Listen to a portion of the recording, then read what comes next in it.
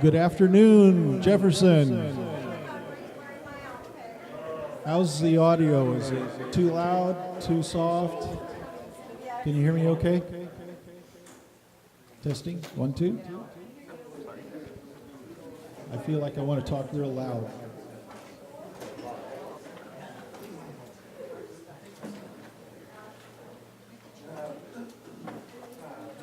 Well, I never had a room get quiet for me before. Wow, that must be important. I'm Alan Woods. I'm part of the Stanislaus for the state of Jefferson. I've been involved in it since April. Been following it on online and word of mouth for, a couple of years, I guess. Of course, I've seen the signs in Tuolumne County, Calaveras, seen some of the booths, talked to some of the folks. And, I began to realize it wasn't just a bunch of hillbillies with shotguns. Is too echoing? Did that do it? That better? Yeah, still echoing? How about that? That better? Oh. Great. So anyway, I got interested, and I actually went up to Sacramento the day of the lawsuit filing and followed people around and saw what that was about. And then when the court case came up in the first hearing in September, I went up and actually got to sit in the court case. And it was very interesting. We'll probably talk about that a little bit later, but I'm all in. I'm all into this. I think it's a good movement. I think that is something that we need to be doing. And watching the videos online, which a lot of you have done, it's pretty educational and it makes sense. Would like to have everybody rise for a flag salute.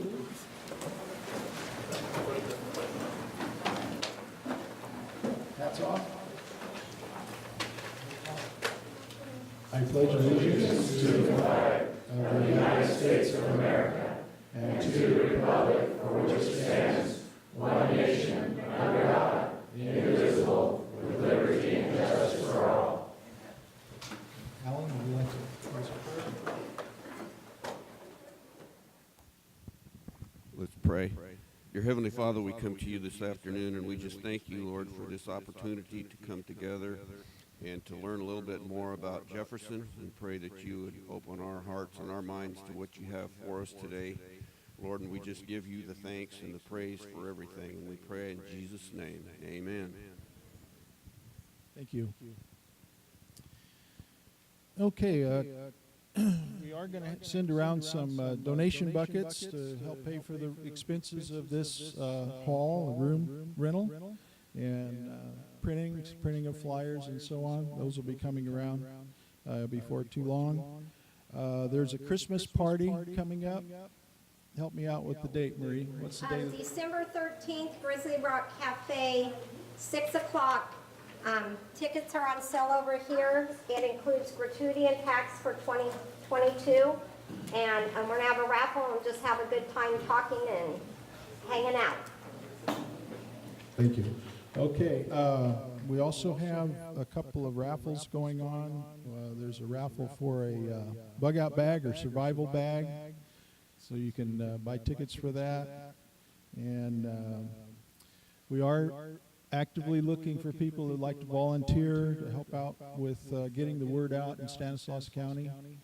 So if you have some free time and you'd like to come out, we meet twice a month, and we have a calendar available of all the events we have, and you can come out and enjoy the fellowship and the projects we're working on, and we're actually enjoying this. It's a lot of fun. It's a little bit of work, but the fellowship of this group is just really wonderful. I can't express how happy I am to be a part of all of you folks out here. Okay, so I kind of stepped up here on this and kind of took charge of media. One of our members was busy, and so I started sending emails out. one of the first emails I sent out was a result of a press release for state of Jefferson supporting the sheriff's call of action, California Sheriff's Association call for action on Senate Bill 54. And our sheriff, Adam Christianson, replied back to me and says, you know what, it's a big concern. I'd be happy to speak to your group about this if you'd like. And I said, I would love for you to speak to us about this, because I think we're all a little bit nervous about this whole thing. And we just don't quite know how it's going to work and what we should be doing. And we want to support you as any way we can to help you do your job. So I would like to introduce our sheriff, Adam Christianson.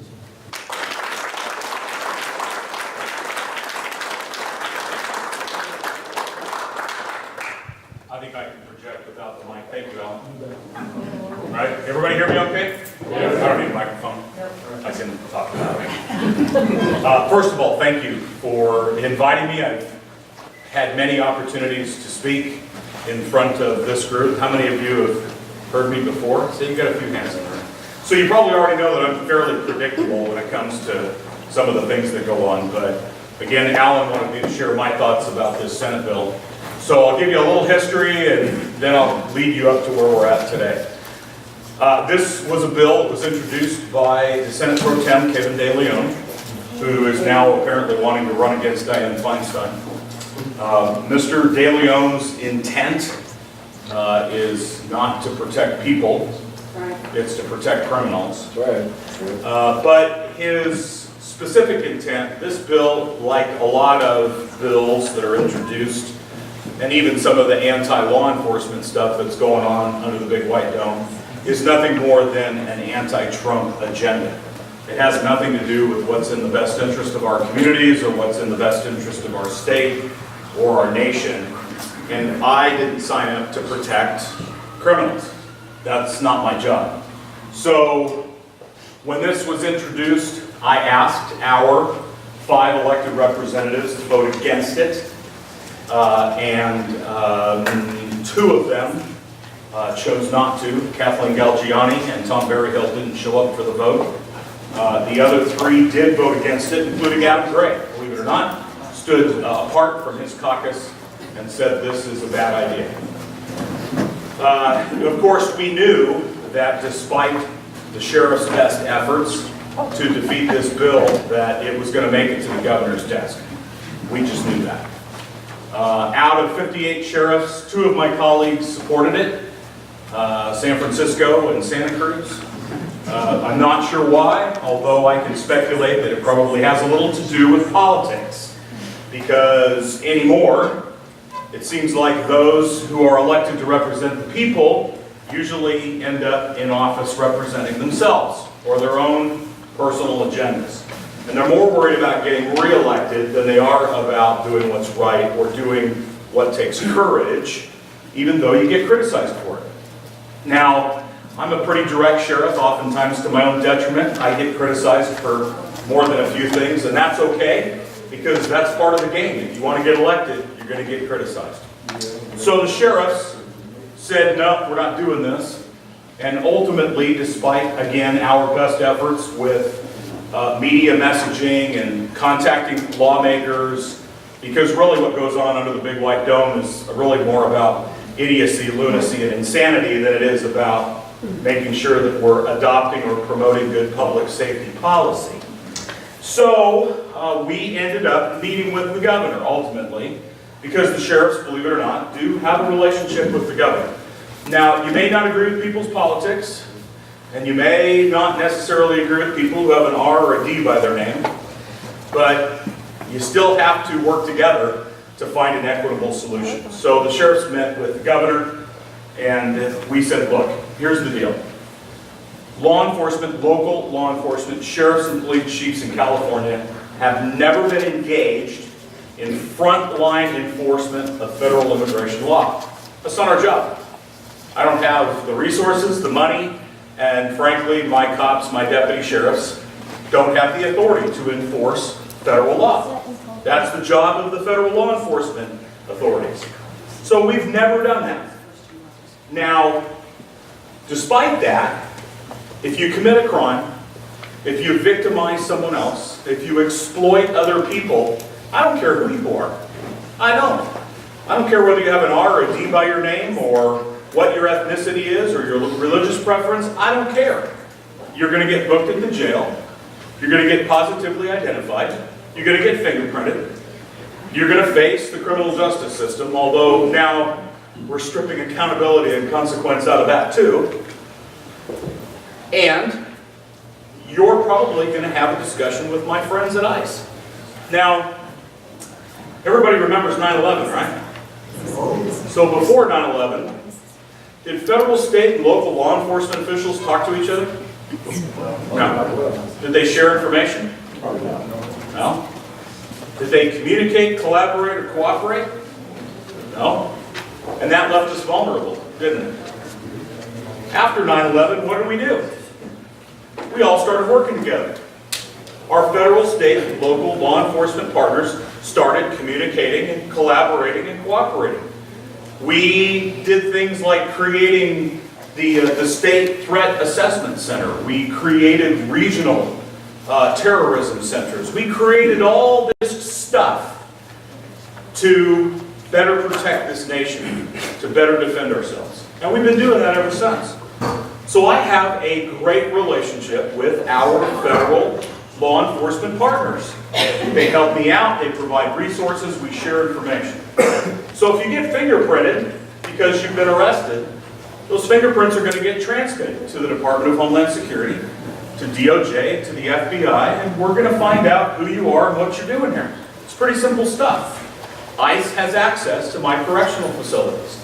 They come in and they talk to people. That's simple. So, over time, there's been several pieces of legislation, not just SB 54. Let's go back to none other than Tom Amiano, the assembly member from San Francisco, who introduced the Trust Act. Because if we introduce this legislation, we're going to build trust in our communities. We're going to help immigrants who are victims of crime feel more comfortable in approaching law enforcement. Yeah, well, Mr. Amiano, I don't need your help because I already have relationships of trust that are built with our community. And if we have a victim of crime, regardless of who they are, we're going to help them. Pretty simple stuff. Then along came the Truth Act. And that was introduced right after the Trust Act because, you know, sheriffs are pretty good at figuring out how to get things done. And they didn't like some of the loopholes in the Trust Act, so they closed the loopholes in the Truth Act. And 54 was simply none other than a complete and total prohibition from sheriffs talking to ICE at all. It was like a non-cooperation mandate. You're not going to talk to them, you're not going to share information with them, they can't have access to your facilities, nothing. And that's where the sheriffs kind of drew the line in the sand. So where are we at today? The bill did make it to the governor's desk as predicted. We did meet with the governor, and the governor introduced amendments that the sheriffs wanted in the bill, which he forced upon the author in order for him to sign it. So the author got maybe 50% of what he wanted, and the sheriffs got about 50% of what they wanted. And is it livable? Yeah, it's livable. Because really what it does is it says that sheriffs, frontline law enforcement officers, and police officers are not out enforcing federal immigration law. Okay, we've never done that, so that's not a problem. And it says that, you know, we can't assist them in protecting our community unless you're part of a task force, and then you have to report it, and okay, we'll work around that. The single biggest win for the sheriffs is that ICE still has access to our facilities, they still have access to our databases, we still talk to them, communicate, collaborate, cooperate. Even though these lawmakers that are supposed to be representing us continue to put into place prohibitions that make it simply harder for us to work with our federal law enforcement partners. So, what happens in Stanislaus County? If you're a bad guy, again, you get arrested. If you're here illegally and you get arrested, ICE is probably going to have a conversation with you. Now, remember that ICE doesn't take everyone that's committed a crime and deport them. ICE, if you look at their website, they have what's called they have priorities. It's called, I think, the Priority Enforcement Program. It's changed over time. Does everybody remember Safe Communities? Safe Communities was a program that worked pretty well, and then the Obama administration stripped it out and they softened their approach, so to speak. And now, of course, that there's a new president in the White House, everybody's running for cover saying, wait a minute, you know, this is nothing more than these mass deportations. But again, if you go to ICE's website, they have their priorities listed on who they're looking for. Does any of this stop ICE from coming into our community and looking for bad guys? No, it doesn't. They're here, they come, they work with us, they do fugitive apprehension, just like other people. The U.S. Marshals do fugitive apprehension, the FBI does fugitive apprehension, the FBI has a Safe Streets initiative that targets gang members who are part of transnational gangs and human trafficking and weapons trafficking and trafficking narcotics. All of those relationships still exist. It's a little more restrictive, but it doesn't change what we're doing with ICE. And so the sheriffs prevailed, for the most part, in getting that taken out of the bill, but the governor still signed the bill, because remember, this is really more about anti-Trump than it is about what's good for our communities. So that's the nutshell version of SB 54. There's some other stuff out there that's going on that I encourage you to pay attention to. There's a lot of legislation that's introduced that is, well, I'm not a big fan of marijuana, but that's a whole 2-hour discussion. There's some other, I think you're going to see other legislation, again, introduced that will make another run at gun control. Keep in mind that every single one of these tragedies that occur that we instantaneously hear about or read about because of social media, the single common denominator is mental illness. It's not the guns. More people die every year in car accidents related to impaired drivers than people who die from gun violence. But it's interesting that the mainstream media and elected officials want to promote or want to talk about gun violence, but where do we promote gun violence in America? The television industry, the music industry, the movie industry, the video game industry. I can sit down in front of my television on any night and watch 25 or 30 people get killed, and when cops shoot people on TV, you don't have to do any paperwork. Right? You go right back to work, shoot bad guys, go back to the office. Yeah, it doesn't work like that. You also can't get DNA in 1 hour minus 4 commercial breaks. That doesn't work either. And I don't have fancy places where you can swipe your hand and things, holographic images go up on, none of that's real. So be careful. Watch what's being introduced. I hate to say it, and I'm going to make a prediction, and you're probably not going to be happy with my prediction, but just based on my political wisdom and insight, unfortunately, despite our best efforts, I think your next governor is Gavin Newsom. I really do. So don't think for a second that he's not going to take another run at your guns. Now remember, this sheriff has always said, and I've been pretty public about it, that I'm not here to turn law-abiding citizens into criminals. That's not my job. I don't take guns from the good guys, I take guns from the bad guys. But I'll give you another example of a loophole, right? When the state legislature finds loopholes, boy, they just go crazy. Gun permits.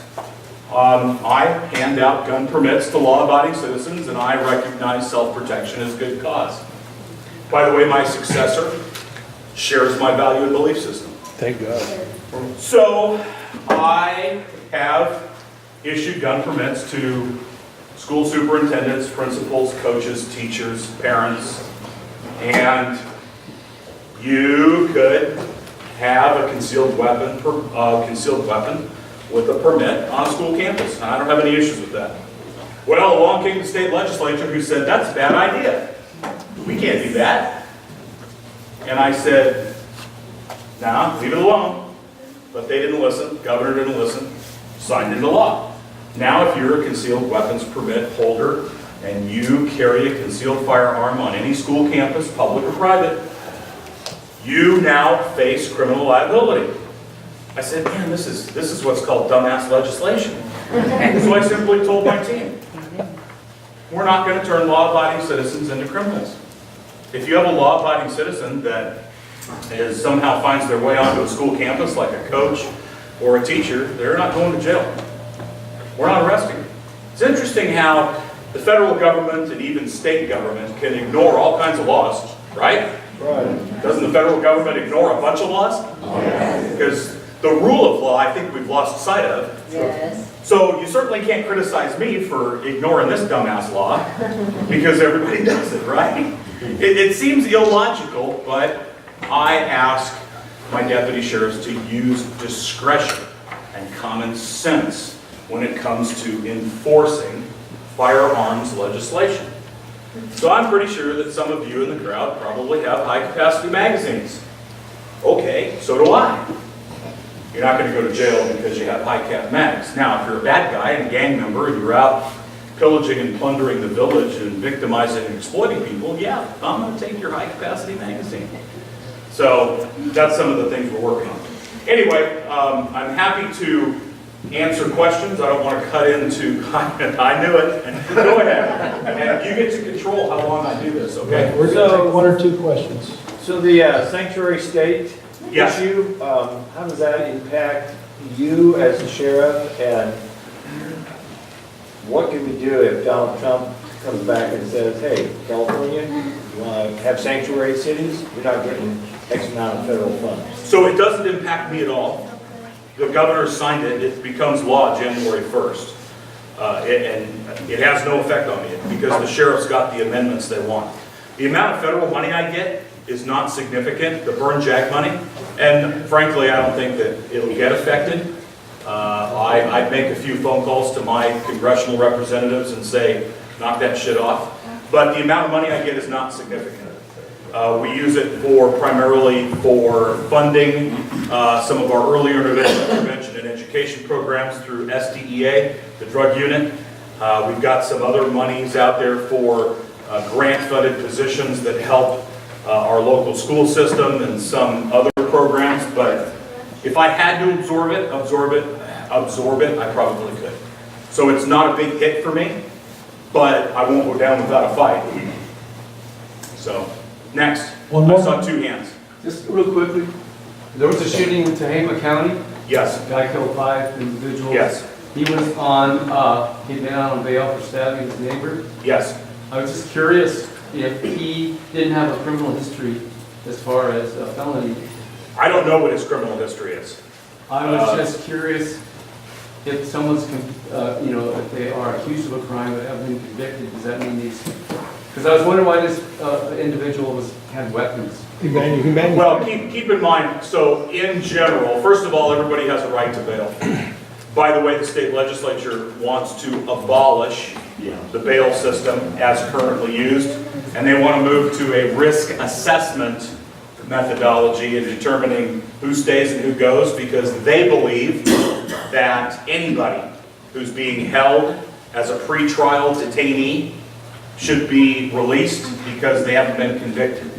Now, we've already released a lot of people back into our community because of public safety realignment, Proposition 47, Proposition 57. There's a lot more criminals back out on our streets than there was previously.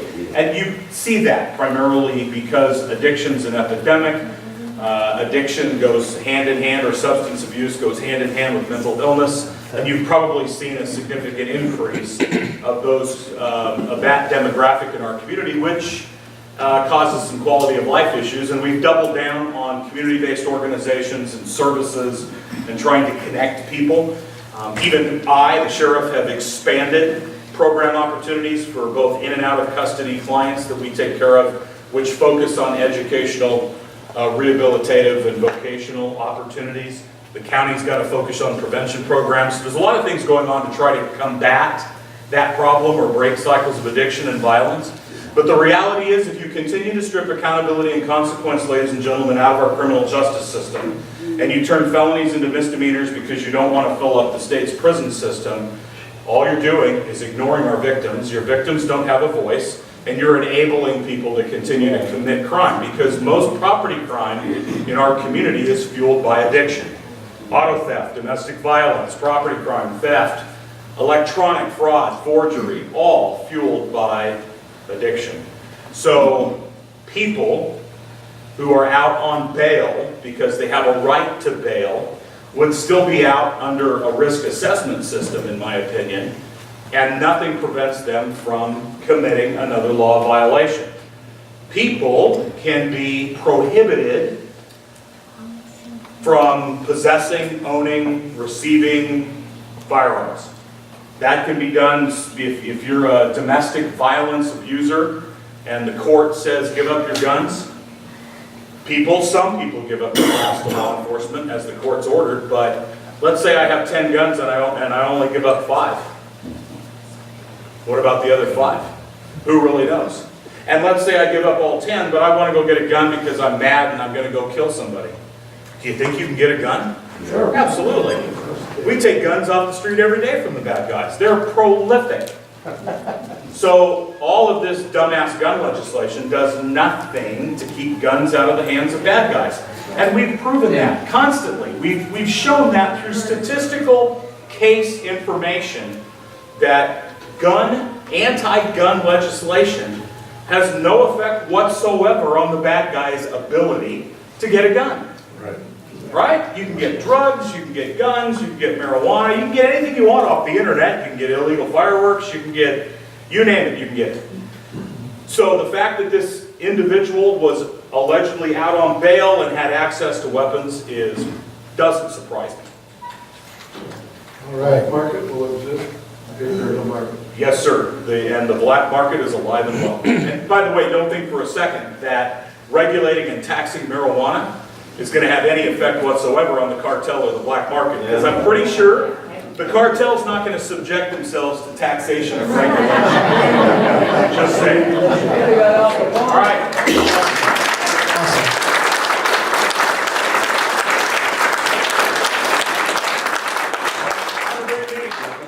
You see why I invited him over. I love to hear him speak. Thank you so much, Adam. Okay, so let's see. If anybody's thirsty, we do have some water, so don't want anybody to dry up on us. Let's see. Did I miss one of the announcements? Did I forget one? No? Okay. Well, I would like to invite our founding father, Mark Baird. Here it is, Mark. I know, you've been dreading this. You warned me. And he got a call to duty. He's going to fly an airplane tomorrow out of Castle. DC-10, I believe. Yeah, so actually he's going to make money on this trip. So, maybe you should come to Modesto more often. This mic's live if you want to use that one. That's fine. And we'll have Mark give his, we'll let him talk for a little while, and we are going to have Alan over here, who's sitting on my little bench there, with a microphone for the public, anybody in here that wants to come up and ask a question. You let me know when you're ready for some questions. Okay. If you want to, we'll just kind of roll with this. And we've got Win Carpenter back here. Now, Win is from the radio show, and he's also a full-time Jefferson, background in county government as well. So he'll be helping us with the questions, and I'll give him the mic too if you want to step in after Mark. How's that sound? All right. Ladies and gentlemen, Mark Baird.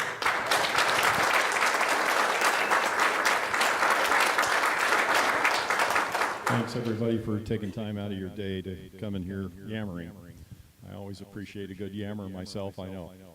My wife personally hates to hear me yammer. Now, I have all these notes. I'm going to try to use some of them because I have a lot of things that I'd like to say, and I'd like to give you all the information. My problem is I can never use the notes because I can't see them once I start talking. So I'm going to do my best. But I would like to, I'd like to say a quick prayer before we get started, if y'all don't mind. This prayer was first spoken on 7 December. Bless your people and save them. Help defend your cause and help defend those who defend it. Stir up those who are afraid. Direct those who are willing to help. Strengthen those who are wavering. Give wisdom and integrity to all of us. Order all things so that they rebound to the glory of God. That prayer was first spoken on 7 December 1683 by Algernon Sidney right before they cut his head off for being a traitor to the King of England.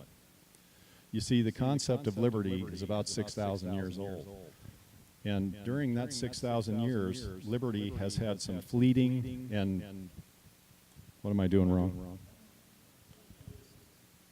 Echo. How about if I just hold the mic further away? Okay. I could try to just talk loud. I can hear that feeding back. Turn that one back down. The last one you just touched. Turn that one down. More. Not quite so much. There. Can you hear me? Can you hear me now? Can you hear me now? Okay. It's probably the speakers are too close to the microphone.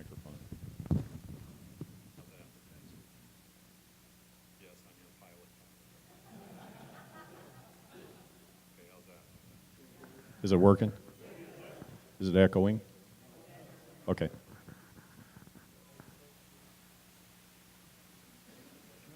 Okay.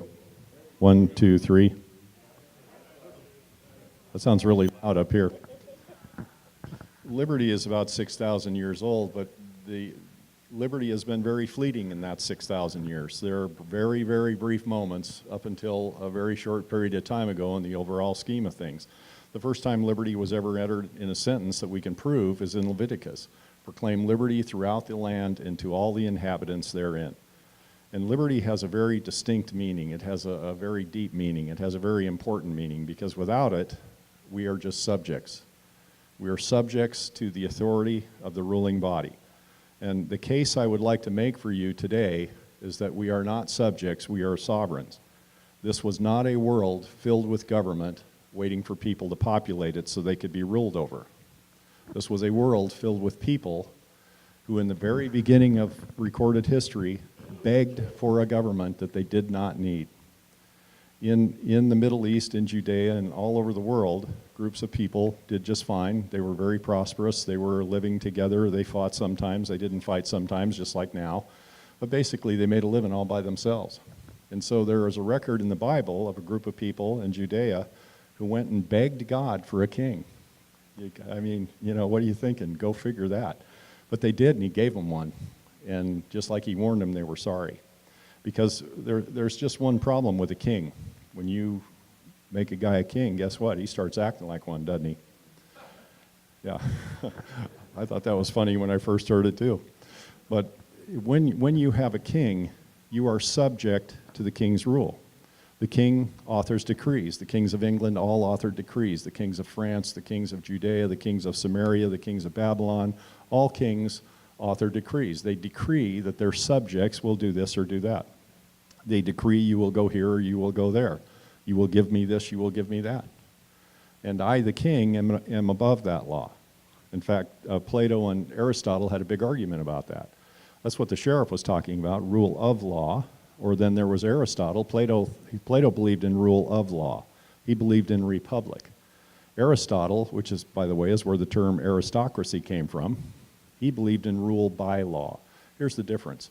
Rule of law is the great equalizer. Everyone under the law suffers the same punishment for committing the same crime, no matter who you are, no matter what you did, no matter when you did it. We're all punished the same. Rich man, poor man. Doesn't matter. We're all equal in the eyes of the law. There's a difference between that and rule by law. Rule by law, as Aristotle believed, there is a certain class of people who create laws. Those are laws that they are not subject to, but laws which they use to rule you. So my next question would be, do you trust a government that doesn't trust you? Do you trust a government that does not have to obey the same laws that you have to obey? Do you trust a government that is not being held to the same standard to which you're being held? And the obvious answer to thinking people is no. And that's why Daniel Webster said, hang on to the Constitution with all your strength, for miracles do not tend to cluster. And what has happened once in 6,000 years since Leviticus is not likely to happen again. And that's what happened in the known world. When the Constitution was created by our founders, we literally, our civilization leapt ahead 5,000 years. All kinds of really weird things started to happen. People began to innovate. People began to create businesses and create ideas, the steam engine, the cotton gin, machine replicated parts, Whitney and the gun that had replaceable parts instead of having to handcraft each and every one all by himself. Printing presses with movable type. I mean, all kinds of things started happening. And believe me, the founding fathers were not strangers to changing times. People like to say now that the Constitution is a living document. You know, you have to roll with the times, right? They were old, we were new. Because we're new, we know more than they do. We're modern, right? We have to know more than they do. Not so at all. The founders of this nation were well used to changing times. They lived in some incredibly strange circumstances with just world apocalyptic events going on, money and power and countries clashing and a nation being born, a nation being taken from the most powerful military force on earth. When was the last time that happened? When was the last time a nation like the United States was created from an idea born of a few men and women, and that nation was wrested from the most powerful force on earth by a few yahoos like us, basically? When was the last time that happened? It has never happened since, has it? Never successfully. But we did that. The founding fathers knew exactly what changing times were. The Constitution was not meant to protect us from changing times. It was meant to protect us from the good intentions of well-meaning tyrants. The Constitution was meant to protect us from human nature, and human nature never changes, right? People are born selfish. They're born sinful by nature. So I want to make a legal case for you. I am a Christian. I believe Jesus Christ is Lord. I don't know whether you do or not, and it's not relevant to the discussion whether you do or not. But it is a legal argument which I'm asking you to follow to its ultimate conclusion in the state of Jefferson. And that is that we are free people. We are free because we were, and this is, by the way, the reason I can make this legal argument is the roots of the tree of liberty are the Bible here. It's irrelevant whether you agree or disagree, because I can prove that in 10,000 documents, 5,000 letters, 15,000 speeches. And by the way, don't take everything I say as just gospel. Check these things out. And I can prove everything I'm saying to you with either documents I have in my bag, on my computer, documents I could retrieve, letters I can show you or point you to. I can prove everything I'm saying. This is a Christian nation founded upon Christian principles by Christian men and women. That's important. It is important not only because of Christ, but it's also important as a legal argument. So follow this, if nothing more, as a legal argument. We are born free and independent creatures, California Constitution, Article 1, Section 1. And as such, we enjoy inalienable rights. What are those? What is liberty? Someone from Reading asked me, what is liberty? You know, he says, you use the word liberty a lot. Liberty this, liberty that. What is this liberty? What's this magic word mean? It means two things. First of all, we are free because God, in our founders' view, once again, the legal argument, is the freest entity in the universe. No one tells God what to do. No one could if they wanted to. No one could stop God from doing whatever he wanted to, even if they wanted to stop him. He is the ultimate expression of freedom. So follow this as a legal argument. You were created in his image. You were created free and independent beings. California Constitution, Article 1, Section 1. And as such, you enjoy part of God's nature, that freedom. You are free to do anything. William Blackstone, in his treatise on law, said that natural rights come from our Creator. John Adams said, we must protect liberty at all hazards.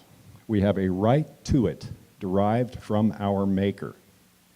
We have a right to freedom which is derived from our Maker, from God himself. That predates government. It presupposes that people are sovereign over government. Remember that term, sovereignty. Sovereignty is important here. We are sovereign individuals, and as such, we enjoy liberty and inalienable rights. An inalienable right is one placed in your being by your Creator. We are all created in God's image. We have his right to freedom. It's in us. William Blackstone said, you have the natural right to liberty whether you participate in society or not. This is important as well. If you lived in a hole in the ground on the side of the Sierra Nevada mountains and you never enjoyed any civil discourse with anyone whatsoever, thank you, you would have these rights. The right to life. You are alive. Why do you have the right to life? Because you're alive. I mean, that's proof of that all by itself. You have the right to property. Because as an individual with no ties to society, none whatsoever, in your hole in the ground, you would gather your rocks that you use to pound out roots and skin hides and whatever you do. You have another right, the right to defend your property. How would it work in your hole in the ground if every time you went out gathering berries, you came back and the rocks were gone and the hides were gone? In fact, what if you went back to your hole and someone else was in it? And they said, this isn't your hole anymore, it's mine. You would have to have the right to defend your property, or what good is the property? In fact, Benjamin Franklin said, for liberty to exist, property must be protected. In other words, without the right to property, you have no true liberty. Now this is funny because if you have your house and it's got 4 corners and lines, boundary lines, it's called a legal description.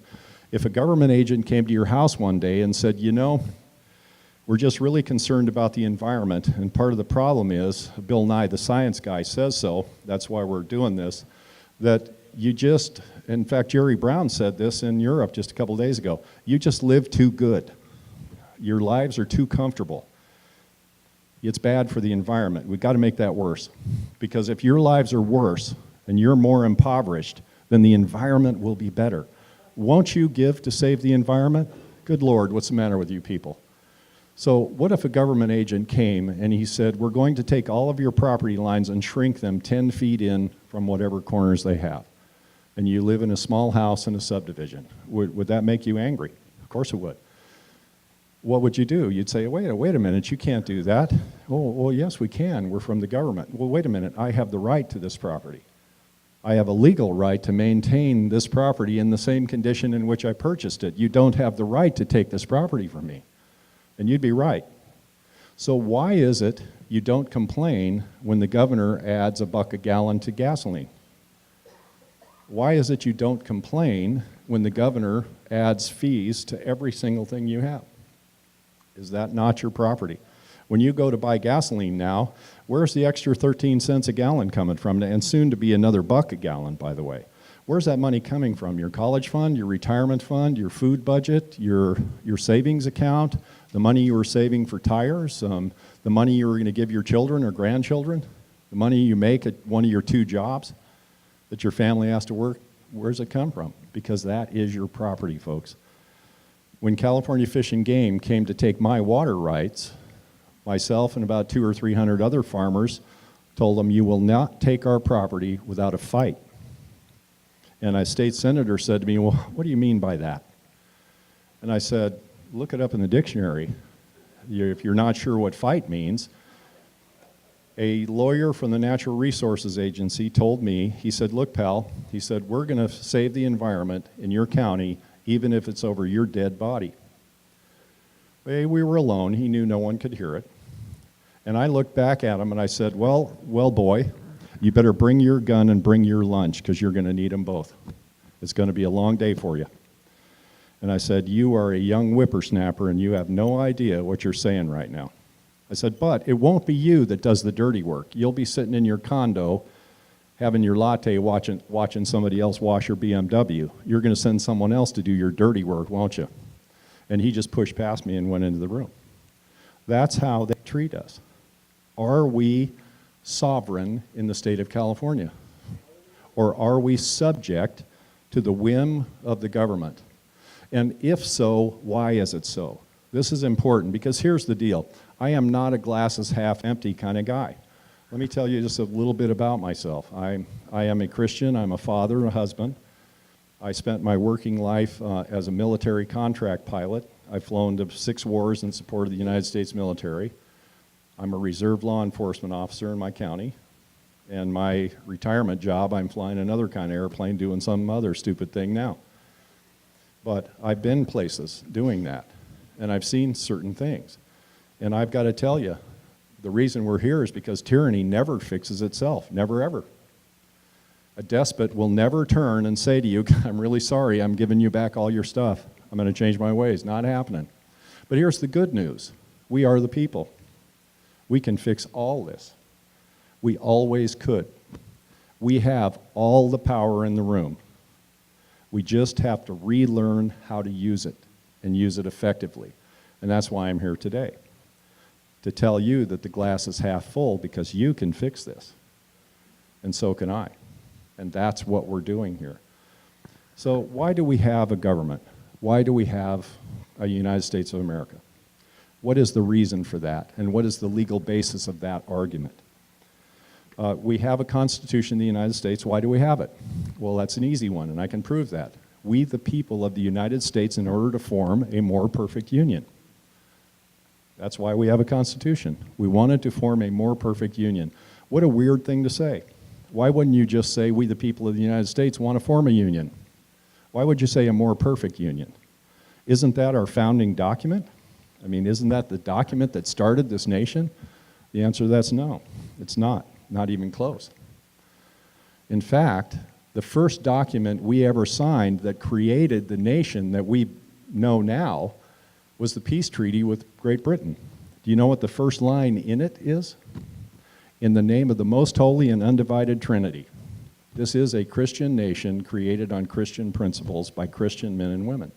Whether you like that or not, whether you believe in God or not, that is the truth, and that part is very important because it gives us sovereignty and it gives us inalienable rights that presuppose we are sovereign over the government, that reinforce the notion that people created government and government serves people, not the other way around. That's the importance of that legal argument. And there is case law. I could go on for hours to support that.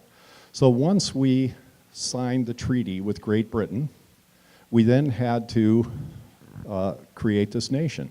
Well, before that, we had to declare why we wanted to be separate from Great Britain, right? I mean, that's our founding document, the Declaration of Independence. I kind of got the cart before the horse there for a second. That is our founding document. We declare our independence from the state of Great Britain. Nations were called states then. The state of Great Britain, the state of Prussia, the state of France. That was a designation for a nation in those days. And William Howard Taft, who was a President of the United States and Chief Justice of the United States Supreme Court, he said that, first of all, he said the Constitution is not a living document, and I can prove it because it's written in words. And you can look each one of them up in a dictionary. Unless the meanings of the words change every day, the document can't change. And he also said, if you want to understand the Constitution, you must look those words up in Webster's 1828, because that was the language of the day. And the meanings of words do change over time, but the founders did not intend that to be so. They wrote the document in a language that is still in Webster's 1828. You can still get that dictionary online. And I look stuff up in that all the time. For example, a well-regulated militia doesn't mean lots of laws. It means it works good. That's what regulated meant. If you had a well-regulated government, it meant it was well-functioning. Because who is the militia? The body of the people.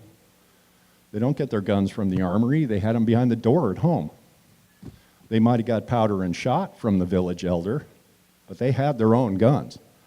The Second Amendment has nothing to do with hunting. John Adams handed his 7-year-old son a rifle and said, you are in charge of meat for the farm. And if you don't kill something every day, we don't eat meat. Because cows were for sale, not for eating. Everybody hunted. This was about defense of self, family, community, state, and nation. That's what the Second Amendment's about. And without a gun, it's tough. You know, I just can't throw a bat that far anymore. All right, so we go back to the Declaration of Independence, and what does it say in the Declaration? It says, in order to declare our independence, we must make our views known. It is the courteous and professional thing to do to let the other side know why we need to get away from them. And why do we need to get away from them? Because we hold certain truths to be self-evident. Truth. Truth is law. Truth is provable, it's repeatable, it's verifiable. It is verifiable no matter what angle you attack it from. That is truth.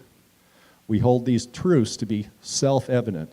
We need no one to teach us these things. Marcus Cicero said, some laws are not written anywhere, except in the hearts of men, derived not through training, but from nature itself.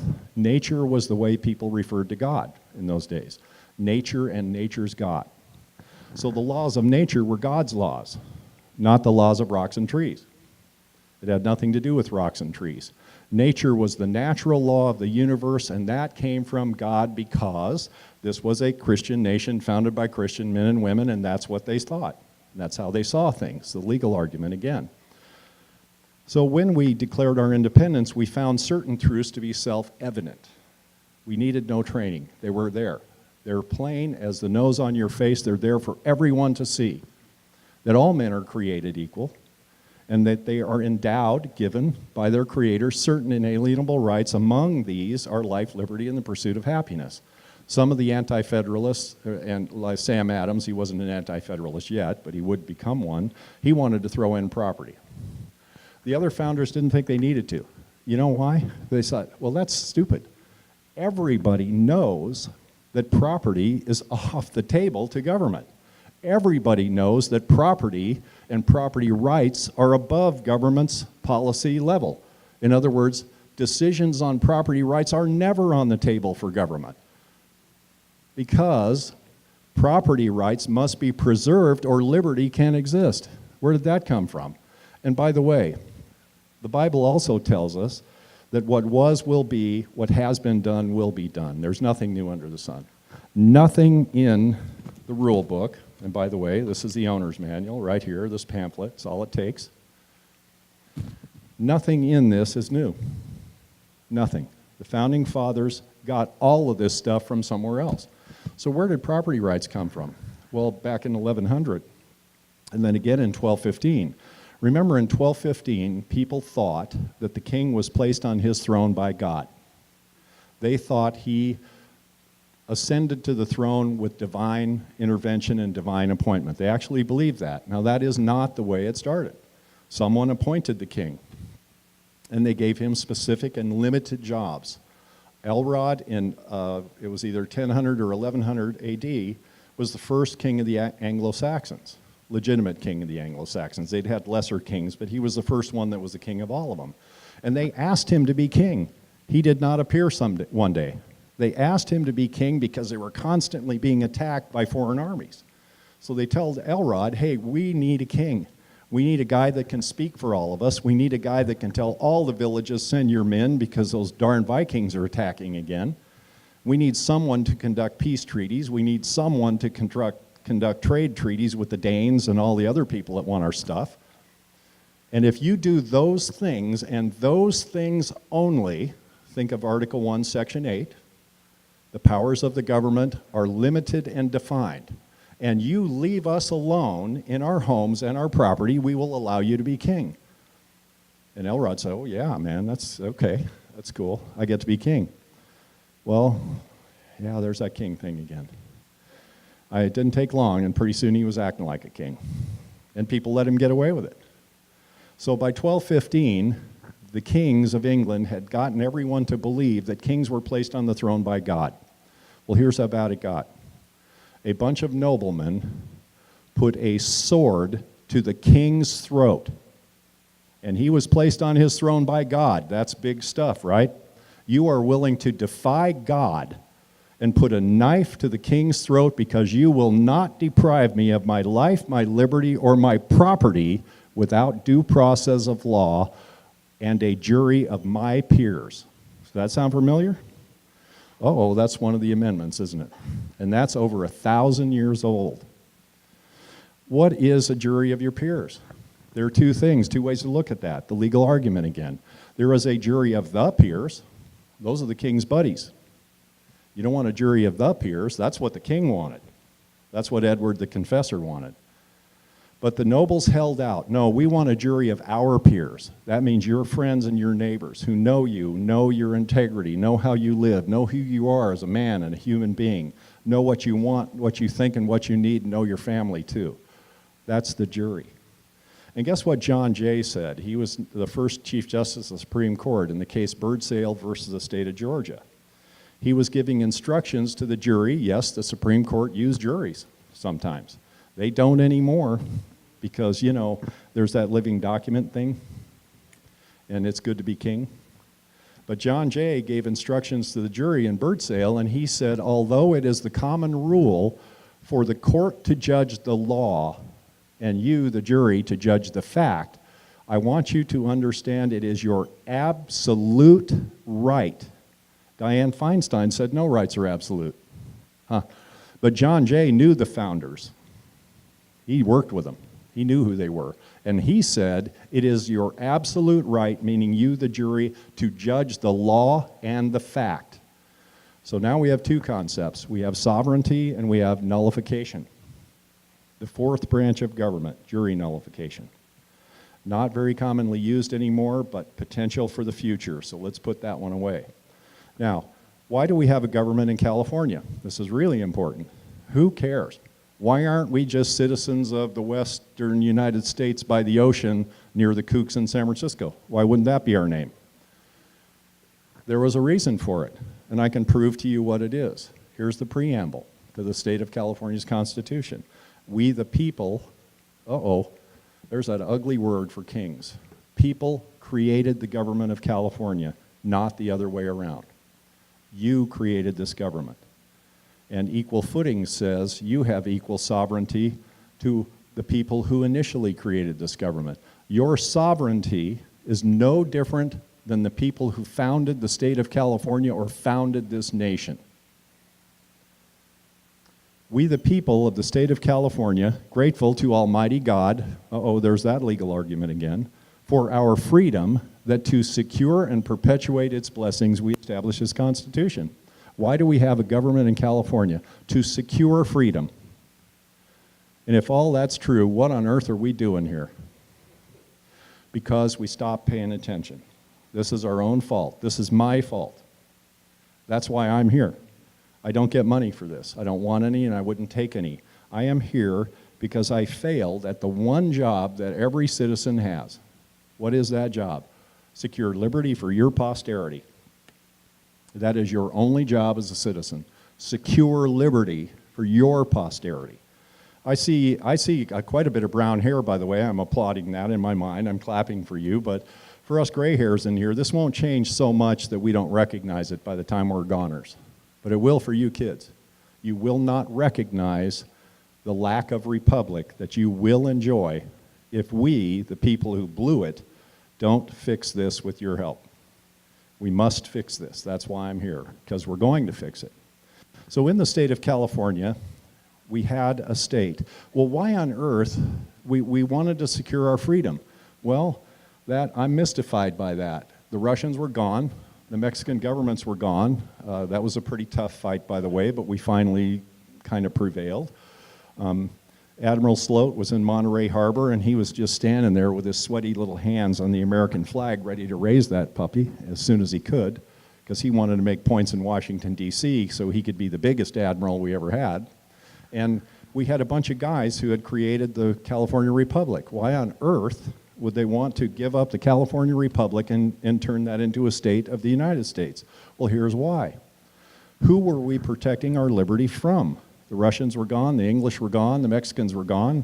There was no fight over California anymore. I'll tell you who. We were protecting our liberty from people like Admiral Sloat. We were protecting our liberty from the United States government. By becoming a state with sovereignty, we could interpose that state government between you and the people who would take your liberty at the federal level. That's called interposition. So we have sovereignty, we have interposition, and we have nullification so far. And we're building the legal argument as Christians in a Christian state that was implemented by Christian men and women. And I have the notes from the 1879 Constitution that say that. The opening to the Constitution says that. The opening to the 1850 Constitution says this state was founded on Christian principles. That's important. Inalienable rights. That is a principle from Locke, Blackstone, Montesquieu. It's from the Bible itself. That legal argument cannot be upset or overturned. It's 6,000 years old. The government cannot stop the inalienable rights. There is too much precedent, even for the king to try to stop that. Charles I lost his head. He was placed by God on his throne, and in 1620 they cut his head off. Why? Because the government was remaining armed while it disarmed the people. Because he was placing his own judges in the court instead of judges that were loyal to the law. He was putting judges in the court that were loyal to him. God, does that sound familiar? Oh my Lord.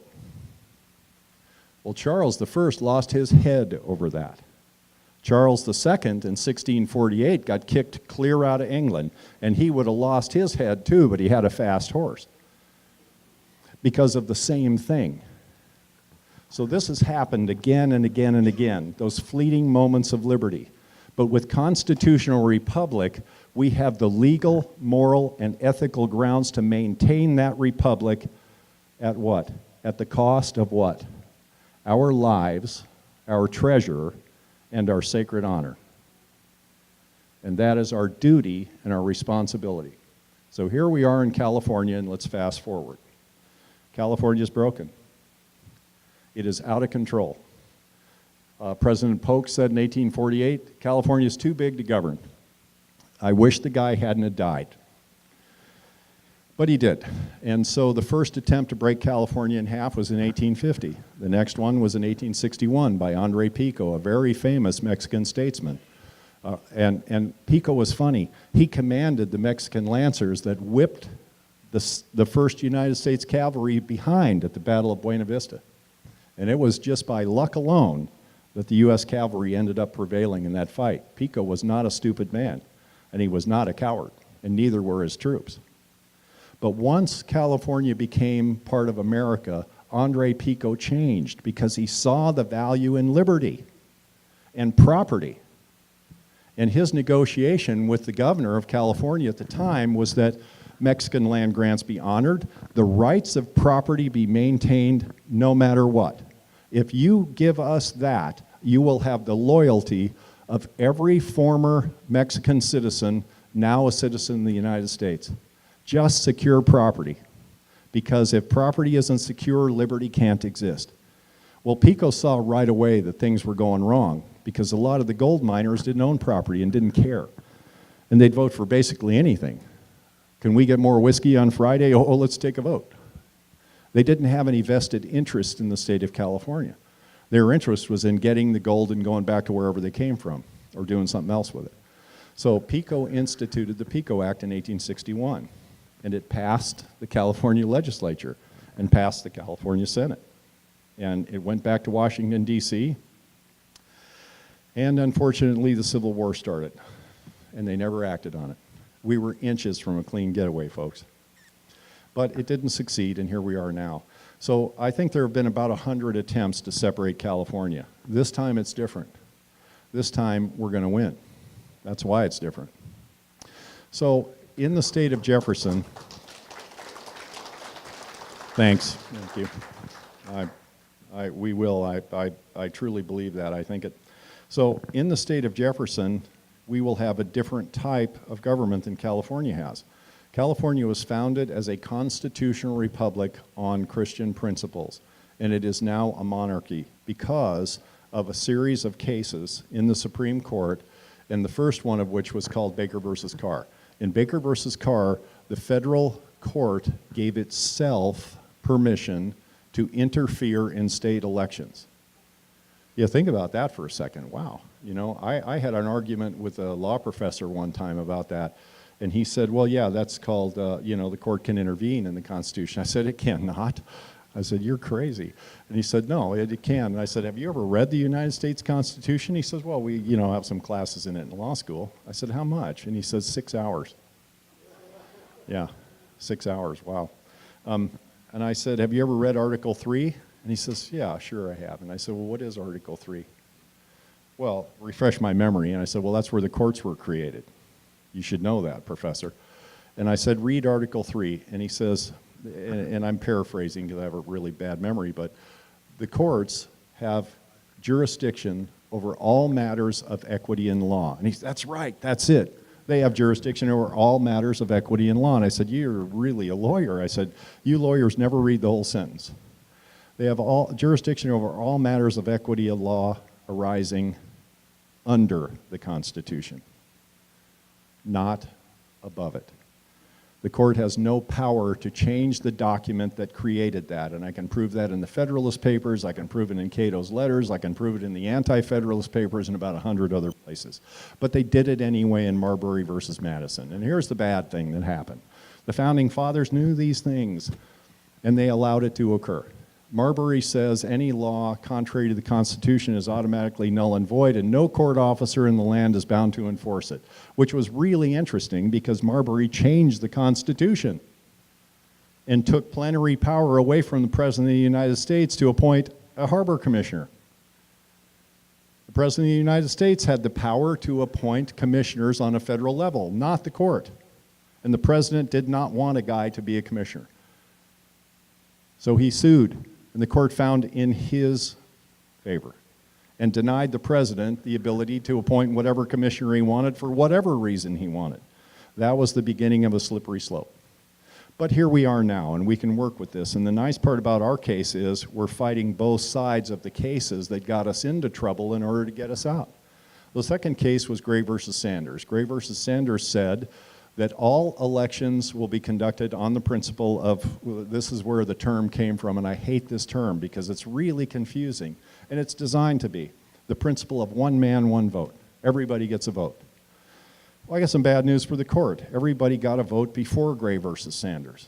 The only difference was everybody in Stanislaus County voted for their state senator, and everybody in Siskiyou County voted for their state senator, and people in Siskiyou County didn't vote for Stanislaus' state senator or the other way around. That's how it was before Gray. It was such that we could enjoy a state senator of our own, and the people in our community would vote for him, and the people in other communities couldn't vote for him because he wasn't theirs. He didn't represent them, he represented us. But that was considered inequality then. And this is the 60s, mind you. So the civil rights movement is going, and look, I have to say, some of these cases were not brought about for bad reasons, they just had unintended consequences. The reason the Baker case was brought about is because of a county voting block, and it was designed to deny certain classes of people a share in the voting process, and that was the truth. But what the court did was they created an opinion, because Supreme Courts don't make decisions, do they? They can't. Why? Because they don't have any power to enforce them. They don't have cops, they don't have an army. The Supreme Court depends upon the largesse of the executive branch to enforce any opinion that it makes, as intended by the Founding Fathers. Without the support of the executive branch, the court wouldn't have any power at all. They don't have policemen. That's an executive power by design. So in Baker, they created the principle of one man, one vote, which meant that all states had to break up their districts for apportionment into sizes with equal populations. And it was the end of county representation at the state level. Now, the dissenting justice said in that case, or I think he said this in Baker, he said, we have no business sticking our nose into the thorny thicket of state politics. Okay, remember this. Courts don't settle political questions. That's important. But they did in Baker. They stuck their nose straight into politics in Baker. Then they had to do it again in Gray. And they did it again in Gray because Chief Justice Earl Warren, who, by the way, was a Attorney General in California. He was governor of California once. He was Chief Justice of the United States Supreme Court, and he never, ever once read the California Constitution. Never read it. I don't know anybody that has, except me, and that's because I'm a fool. I mean, I've sworn an oath of office to this country 3 times. Once nationally and twice both nationally in California. And the first time I took the oath of office here in California as a peace officer, I said, I swear to support and defend the Constitution of the United States and the Constitution of California against all enemies, both foreign and domestic. I do so without any mental reservation, blah, blah, blah, blah. I walked out of the room and I said, wow, I just swore an oath to a document I've never read and never seen. That's bad. That was bad in my book. That was pretty bad. So I went home and I read it. That thing is 110,000 words long. Here's the rule book to this nation. It's about 7,000 words long. That's it. The California Constitution has stuff in it you wouldn't believe. E. Dodson Wilson, the state parliamentarian, calls it the joke of the legal world. And he's worked for the state of California for 40 plus years. He said that the California Constitution is everything a constitution ought not to be. Everything. I had an argument with another cop about this one time. He had a guy pulled over because he had a rifle in his back seat. And he said, and I showed up, and he was a state cop, not a local. And I said, you need to let the guy go. Okay, he's got a gun, and and he was just going on and on and on. And I said, didn't you swear an oath to the Constitution? Yeah, I did. And I said, have you ever read it? Oh, of course I have. I said, no, you haven't, you liar. And I knew the guy. He said, I have too. And I said, okay, if you've read the California Constitution, what's the first line? You know, when you read a really good book, you remember some of it, right? I mean, I read Moby Dick probably 50 years ago, and I can still tell you the first line is, call me Ishmael. I know that's stupid, but I remember some of it. So I asked this fish cop, I said, well, what's the first line in it? Well, I can't be expected to remember all the stuff. And I said, okay, what are the first 3 words in it? I don't know, he says. And I said, Declaration of Rights. Even California has a Declaration of Rights.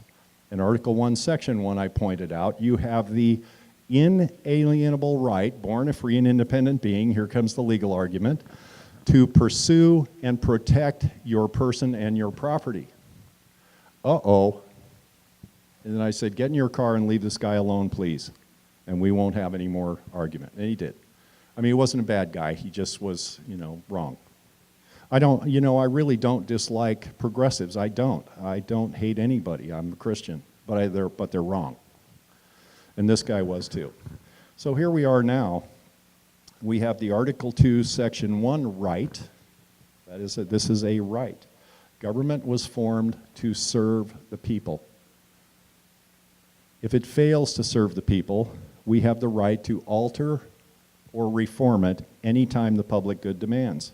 That is our jurisdiction to form the state of Jefferson. Government fails to serve the people, we have the right to alter or reform that government.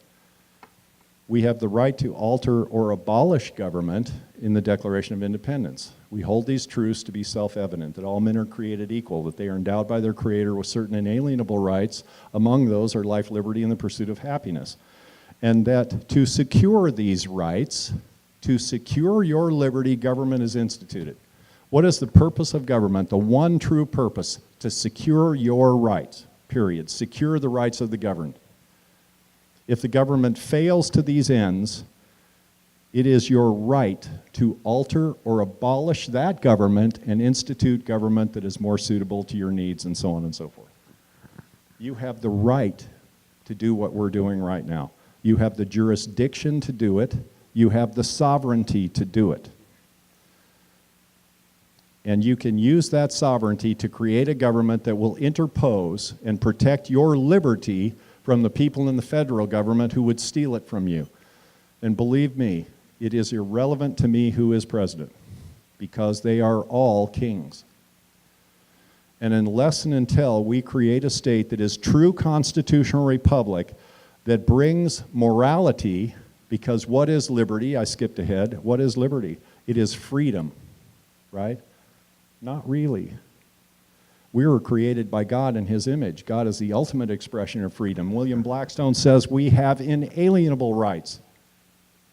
But he also says, as natural persons, we have civil liberty.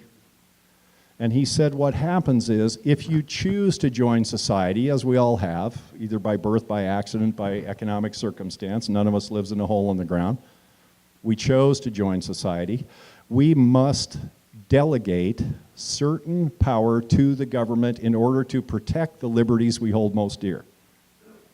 So what is liberty? It is the guarantee constitutionally that the government is never going to come and take your stuff. That's it in a nutshell.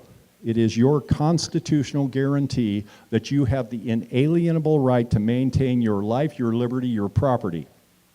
And as Samuel Adams added much later, Sam was a little more edgy than his cousin John. He said, together with the right to defend those things the best we can.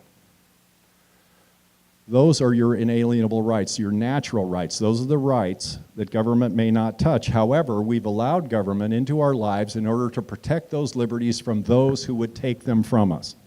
The next biggest fish in the pond. And here we are in California, and they are taking your liberty with reckless abandon, and they're not showing any signs of slowing down. So here's what we did about it. In Siskiyou County in September of 2013, I think it was, we went to the County Board of Supervisors, and we made up a declaration. I pulled it out of thin air. It's not a legal document. I invented it. And it was a declaration and petition to withdraw from the state of California under Article 4, Section 3 of the United States Constitution. We have the jurisdiction to break a state in half. And it's right here in the rule book. Article 4, Section 3 says, no state shall be formed from the territory of another state or of two adjoining states unless the state legislatures affected agree and Congress agrees. So we can do it if we get the legislature to agree and Congress to agree. Okay, so in our naivety 4 years ago or whatever, we got a declaration, and I remember telling Terry and some of the other guys then, I said, we're having a vote tomorrow, the Siskiyou County Board of Supervisors, and if we fail, this is over.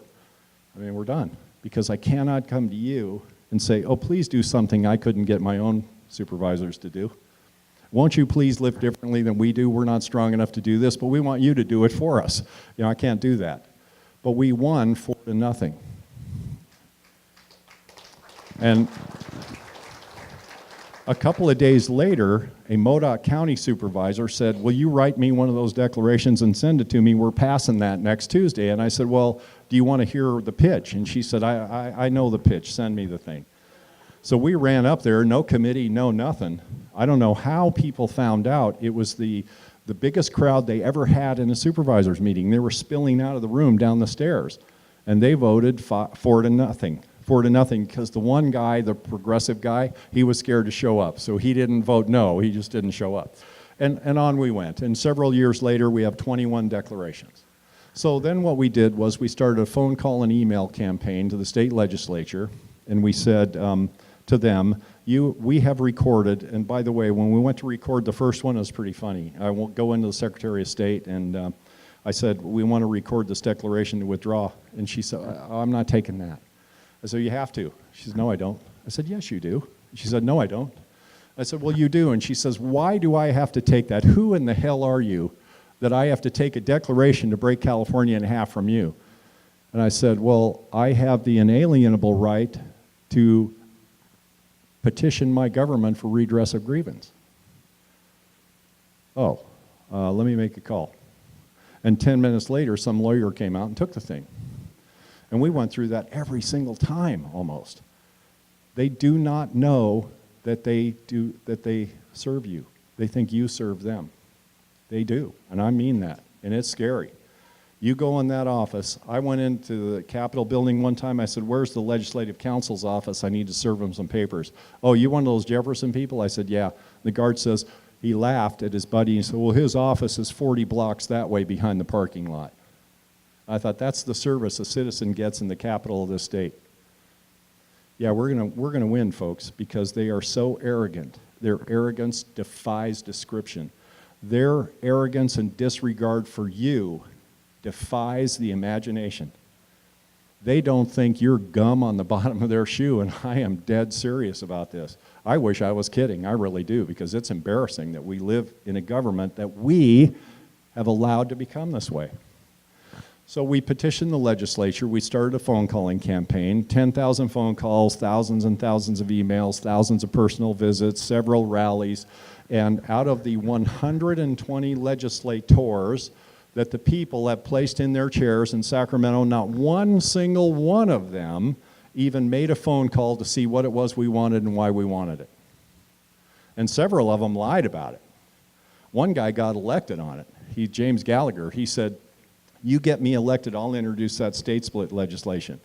We got him elected, and afterward he said, "Well, you know, it's good to be king." I'm sorry, I made that up. He said, "Well, you know, I think you really probably ought to go to court first." And yeah, boy, I don't know. I just, you know, what about California's money? What are we going to do without the money? And, you know, and we just said, okay, well, you're a liar. We know that now, so now we know what to do. So we sued him. We sued them in federal court. The suit is titled Citizens for Fair Representation versus the Secretary of State, Alex Padilla. And we sued them for lack of representation, and here's what our case alleges. The founders of the state of California created a government to protect our freedom, and they did that by delegating one state assemblyman for every 2,500 people and one state senator for every 6,000 people. That system went on for 15 years or so. During that time, representation was increased as population increased. So at first we had 400,000 people, I think, in California. 200,000 might have been in 1850, I can't remember. And representatives increased from one state senator for each county. Originally, we only had 10 state senators here. And so that kept going up as population grew. The state assembly grew as population grew. And Thomas Paine in Common Sense, and by the way, Article of the First and the Federalist Papers, intended representation to grow as populations grew. Thomas Paine said in Common Sense, he said the first legislature will be under an oak tree. Everybody shows up and we all say what we want. And as population grows, we're going to have to add more representatives. And pretty soon, we might even have to move into a building. Because as the colony grows, we'll have to add representation so that everybody maintains a level of representation. Department of Commerce versus the United States House of Representatives. That case says you have a material interest to maintain the value of your vote. Well, your vote was worth 1/400,000 in 1850. Now it's worth 1/40 million, 1 out of 40 million. But since the legislature in 1872, I believe, capped its number, and they did so arbitrarily. We've been in the archives in Monterey. We have guys combing the archives in Monterey. And the only conversation and you would think something that big, there would have been debate. There was only one guy that spoke against it, and he was a judge. He said, "You guys can't do that. This government was created by the citizens of the state of California. You can't stop adding representatives. You're going against the people. You represent the people. You don't own them." He said, "That's not legal." And they said, "Well, look, we just don't want to keep creating more jobs." So they capped the level of representation in California at 120, 80 Assembly, 40 in the Senate. And in the ensuing years, we have added 39 million people to the state of California, and we have not added one single representative. Is that republic or tyranny? Now remember, the court. The court is changing the constitutional republic to a pure democracy. They did it in Baker, they did it in Gray, and Warren is mad now because he said Baker will seal the deal. Gray had a lot of holes in it. He didn't opine in favor of Baker because it was a good case. He did it because they made a lot of mistakes in Gray versus Sanders. Or excuse me, in Baker, he didn't approve Gray versus Sanders because it was a good case. He did it because they made a lot of mistakes in Baker. There were a lot of loopholes there, as the sheriff calls them. I like that word, loophole. You know what a loophole is? It's a hole in the wall you stick your gun through so you can shoot at the enemy without him being able to hit you. So that case had a lot of loopholes in it. But anyway, so he said in Sanders, he said, "We'll fix all of that. It'll all be settled law. No state will discriminate because they'll be too afraid of what the court will do." 40 court challenges later, we come to Reynolds versus Sims. And Warren is mad. He is going to stick a nail in the box. He says counties do not deserve individual legislative representation because they are not legal subdivisions of a state. They're simply political arms of the state. Warren never read the California Constitution. I'm going to prove it to you right now. Article 11, Section 1 says counties are legal subdivisions of this state. They have a legal description. They are individual bodies that enjoy certain sovereignty. so that they can interpose between the state and their own citizens. That's what the sheriff was talking about, isn't it? The federal government passes some law. The state says, no, we're not going to obey that law. And then everybody looks at the sheriff and say, what do you say, sheriff? And he's kind of feeling like the meat in a bologna sandwich. And he says, well, I'm telling my deputies, if a law-abiding citizen has a 30-round magazine, it isn't a big deal. If it's a crook, I'm going to arrest you. But if it's a law-abiding guy, I'm going to leave you alone. That's interposition of a lesser magistrate to maintain your liberty when the bigger fish is trying to take it. Right there, it's a perfect example. That's what the state of Jefferson represents. Bottom-up government, not top-down. So if we prevail in our case, well, let's get back to Reynolds first, and then I'll try to wrap this up because I know people are probably getting tired of hearing me yap. In Reynolds, Warren was mad, and he was going to put a nail in the box, so here's what he said. All state elections will be subject to the supervision of the federal court, period. That was the end of state sovereignty. Why did states have sovereignty? How do we know they even had sovereignty? Because the Declaration of Independence tells us that. The last paragraph in the Declaration. We, the former colonies, now sovereign United States. But here's the key. The U in United wasn't capitalized. We weren't the United States. We were just states that were united in a common cause, getting rid of Britain, interposing between our people and the king. And remember, we weren't Americans then. That was a British Civil War we fought and won against our own government. So we were former colonies because what is a colony? A colony is an entity that has a contract with the king. Parliament didn't have anything to do with the American colonies except where they stole the authority. Every colony was a possession of the king. You were subject to the king. You had to follow all the king's dictates. The former colonies became the United States. Not united, but united. We were together. And we enjoy all the powers that every state in the world enjoyed. Make war, make peace, conduct treaties, do all of those things. That's what the states were upon the signing of the Declaration of Independence. The Constitution is our second try. We had 10 presidents of the United States before George Washington under the Articles of Confederation. But the Articles didn't work. And so what did people do? Oh my God, they used the right of revolution, peaceful revolution, to alter or abolish a form of government that no longer stayed suitable to their liberty. And instead, we the people, in order to form a more perfect union, provide for the common defense, ensure domestic tranquility, and so on, we formed a constitution. We the people, not the government. We did that. And what was that Constitution designed to do? Secure the liberty of the governed. That's what it was designed to do. And Article 1, Section 8 defines powers that are limited and narrow, according to John Adams. And Article 1, Section 10, Clause 3 says, no state will make any agreement with any foreign power except with the consent of Congress. How come Jerry Brown can sign a treaty with the Chinese? How come he can sign a treaty with the French? How come he can go to Europe? How would it work, folks, if all 50 governors in all 50 states ran around like Jerry Brown did and said, the president doesn't mean anything, Constitution doesn't mean anything, nothing means anything except what I say and how I treat my people? Someone in the Dutch parliament, Geert Wilders, I think, asked him, why do you keep doing these things and all they do is impoverish your own people? He didn't have an answer for that, because he doesn't care. It's good to be king. All right, so we've sued. The federal judge, we passed the first hurdle. You know, we were kind of naive, and having never broken a state in half before, I have to say, you know, I'm probably ignorant of some of the workings of it, but we'll figure these things out. And mind you, Article 4, Section 3 has been used 4 times in our history. States have been created before with the Constitution. Maine, Massachusetts, Tennessee, and West Virginia. West Virginia being the latest. What we're doing and what we're proposing is legal, moral, ethical, peaceful, and has been done before. We are not breaking new ground. We're not blazing trail. All of this has been done before. There's nothing new under the sun. We have the power to do it.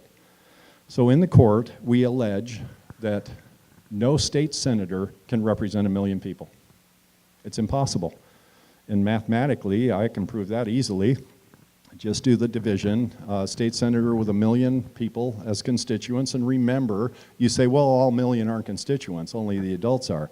Well, according to Earl Warren, and see, here's how we fight with their own arguments. According to Earl Warren, he interpreted the 14th Amendment as to say that all people will be counted for the purposes of representation. That means little kids, illegals, criminals, anybody, people in prison. Modoc County supervisor told me, we have 14,000 people in this county. I said, yeah, but 11,000 of them are in jail. You know? I mean, but according to the 14th Amendment, all 14,000 are counted for the purposes of representation. So if we do the arithmetic in court, which is what we're going to do, and there's legal precedent for it, and Earl Warren himself, who invented the principle we're basically attacking, he said this is true himself in his own case. Do the division. Every state senator would be able to spend about 2.1 seconds a day on each one of the 6,000 calls he got every single day for 281 days a year with time off for weekends and vacation. Not happening. How much representation could you get in 2.1 seconds? One of the attorneys asked me, how can we prove that? I said, I can put 1,000 people on the stand one at a time, and you ask them these questions. Have you ever called your state senator? Yes, sir. Has he ever answered the phone? No, sir. Have you ever gotten a call back from him? No, sir. Was your grievance ever addressed? No, sir. Okay, your witness, counselor. Call the next one. And at about 990, the judge would say, okay, we stipulate that you don't have representation. But we don't have to do that because the state already stipulated. We are saying we have no representation. Here's what the state's attorney says. Here's what California says. Well, maybe you don't, but because everybody's screwed equally, there's nothing the court can do about it. I call that the two wrongs make a right argument. The other thing that the state's attorney is saying is that, well, this is a political question, and the court can't intervene in political questions. So here's the other case, Baker versus Carr. The dissenting justice said, we have no business sticking our nose in the thorny thicket of state politics. Uh-oh, the court's been in politics lots of times before, and we can prove it with their own cases. And then the state's attorney says, well, okay, so if you have subject matter jurisdiction, you can't prove standing. You don't have the standing to sue the case, to sue the state over lack of representation. We're going, oh, sure we do. Haven't you ever read Baker versus Carr? Because the only 3 people in that case that were not attacked over standing were the individual voters from Indiana. All the other groups, the League of Women Voters, all the rest of them, they said, oh, you're a group, you don't have standing. But the individual voters weren't challenged on standing because Department of Commerce versus House of Representatives says, you as individuals have a material interest to maintain the value of your vote. So we have standing. We have subject matter jurisdiction, and here's the beauty of the case. We're going to shove their own law right up the backside of the mule. Title 28, Section 2284 says, any case brought in federal court that has a question about apportionment of Congress or any state legislative body demands a 3-judge panel. In other words, a 3-judge court must be appointed whenever a case is regarding voter dilution or, I'm looking for a note here and I can't find it. Okay, I'll wing it on that part. So we have the ability to get a 3-judge court. Now, if the state says, well, no, you can't have a 3-judge court because you don't have any standing, then the judge can dismiss the case. But here's the judge's problem. McManus versus Shapiro tells her in the Supreme Court, Antonin Scalia, God bless his soul, told judges exactly what they can and cannot dismiss a case based on lack of representation for. And here it is. It must be settled Supreme Court law or you cannot dismiss the case. No one has ever brought a case like this before. There is no law on this case. We're the first. She cannot dismiss on the only grounds that she would like to dismiss on. Now, the other side of this is, and I wish I could find that note real quick because it's kind of important, but if out in the question period, I'll continue to look for it and maybe I can find it. I think it's Title 28, it's 1278 or 1273, and I can't remember, also says the result of any action brought in a 3-judge court, ready for this one? Primary jurisdiction for the appeal is the United States Supreme Court. Do not pass go, do not collect $200, no going to the nut circuit, I mean the Ninth Circuit. We go straight to the United States Supreme Court. Now, God is great, because who just got appointed to the United States Supreme Court? A constitutionalist. What the progressives hatefully call a textual originalist. That's what they hate about that. You know what that means? That means he reads the book word for word and he interprets it by what it says, not what he wishes it said. Oh, gee. You know, one thing about Ulysses Grant and Bob Lee, too, they saw the world for what it was, not what they wished it would be. You know, sometimes that was a bad thing, but sometimes they won battles off of it. So we are going directly to the Supreme Court, provided the judge doesn't do what courts can do, because Edmund Koch said all courts are corrupt. He said the judge knows who pays them. This judge is an Obama appointee. That may not be good or bad. Everyone is appointed by somebody, and a lot of people change. They get on the court and they see the wisdom of justice and they change. So we don't know. And Judge Mueller, I think, has a sense of fairness. She's had a couple of fairly good rulings, a couple of weird ones, but a couple that weren't bad. So she gets into court and she asks the state's attorney, and I wasn't there. Boy, I was flying some dumb airplane somewhere and I missed it, but apparently the state's attorney was asked by Judge Mueller, what happens if I find the level of representation in California to be unconstitutional? And he looks at her and he says, I don't know, Your Honor, I never thought about it. That's how much they underestimate you. That's how much arrogance they have toward you.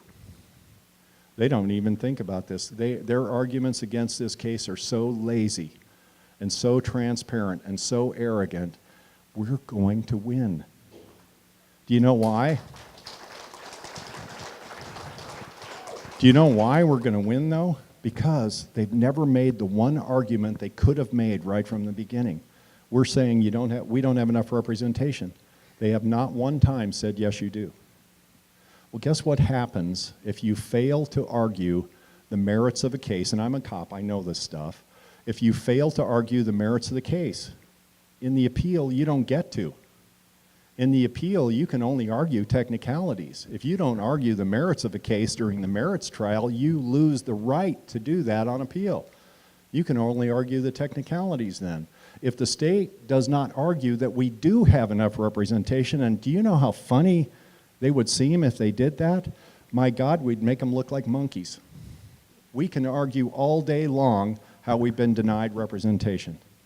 I have a state assemblyman who I talked to on the phone that said, I am never going to do anything for you people in Siskiyou County. You just make me too damn mad. He's my representative.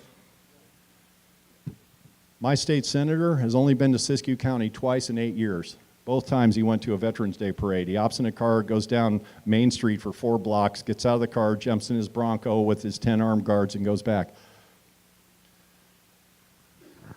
That's not representation. We can prove it. So now, here's the deal. We're going to the Supreme Court provided the judge doesn't dismiss. What's our only option? I dismiss this case with prejudice. In that case, we'd have to go to the Ninth Circuit or bring judicial misconduct charges. I don't think she's going to do that.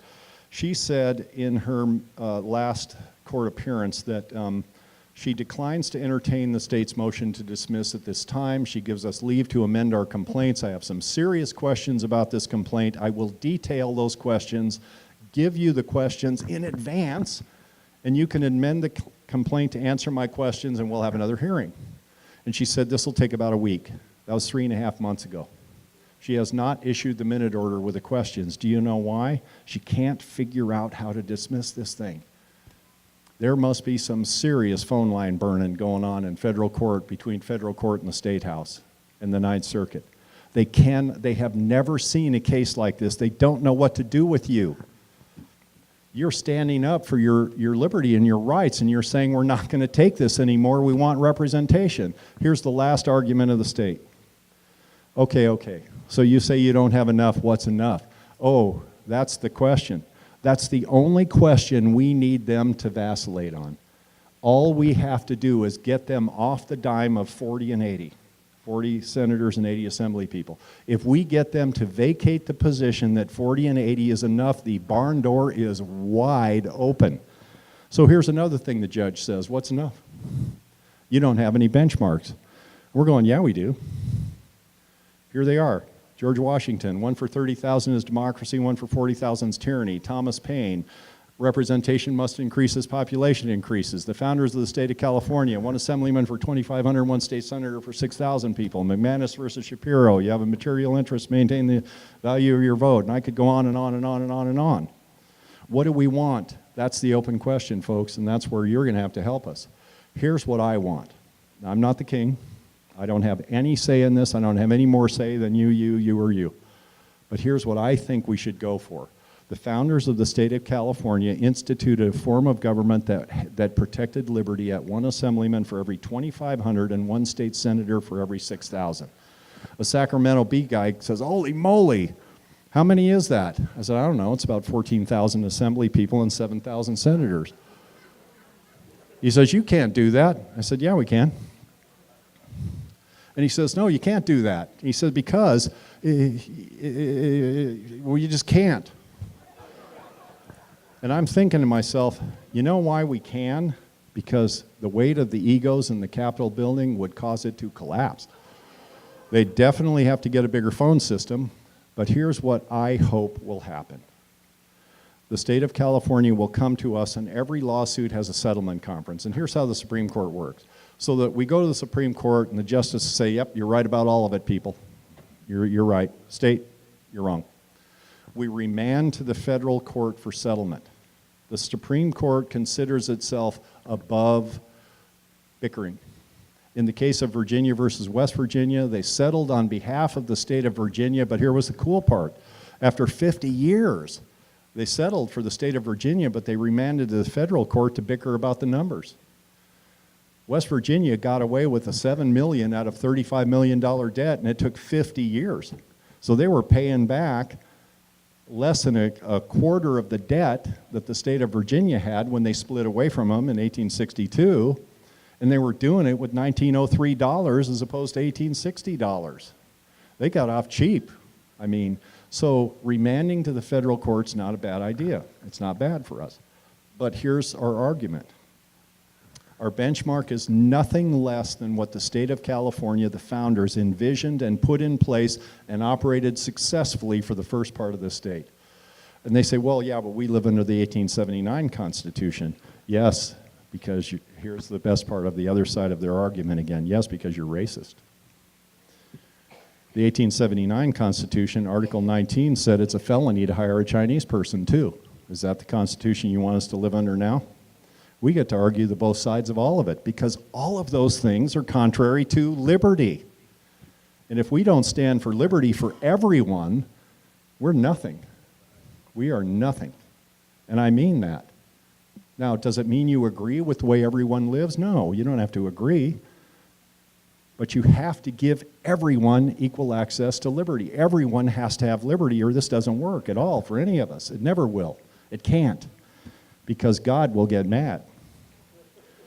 And you know, the roots of liberty, the roots of the tree of liberty, they are the Bible.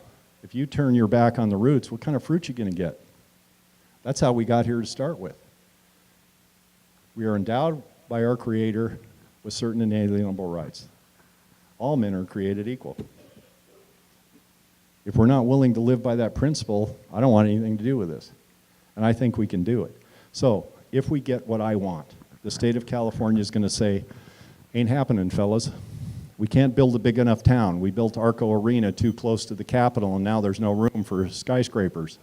And where will 1 million state employees? The Sacramento Bee guy says, you just want bigger government. I said, I don't. I want government with adequate representation that works. And he says, well, yeah, but 14,000 assembly people. I said, what's the difference and 120 legislators and 15,000 staffers, or 15,000 legislators and no staffers? What about if your state senator had a secretary and had to answer his own phone? That's how it worked before. And what do you know? California worked. In fact, California worked right up until that pariah, Earl Warren, got into the Supreme Court. We had less than $5 billion in long-term debt for the history of our state. Every county had one state senator. There was a check and a balance between the urban centers and the rural areas. The Senate controlled the country. The Assembly was controlled by the cities. And it worked because there was compromise. It worked because anybody in any party could get elected. We had like 5 parties in California up until 1964. Now we have one, kinda. We have sort of 1 1/4, but the quarter definitely belongs to the 1. I mean, that's what lack of representation cost us. So they come to us and say, it ain't happening, fellas, and we say, okay, there's an alternative. Let our people go.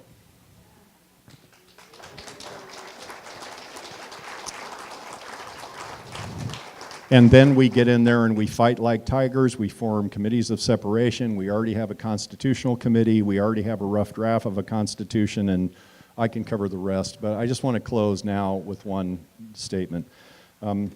First of all, I'd like to introduce you. You know, there are 2 arguments I hear why this can't be done. First of all, it can't be done because what are we going to do without California's money? There was no one in 1774 that said, what are we going to do without the king's money? They said things like, give me liberty or give me death. They didn't say, I want the grant money. I'd like to introduce you to a hero of mine. Major John Pitcairn was sent once on a mission to a local village, and his mission with his brigade was to destroy the enemy command structure and capture their supplies. And so he and Major Francis Scott left on this mission with a brigade, about 700 guys, and they were on foot.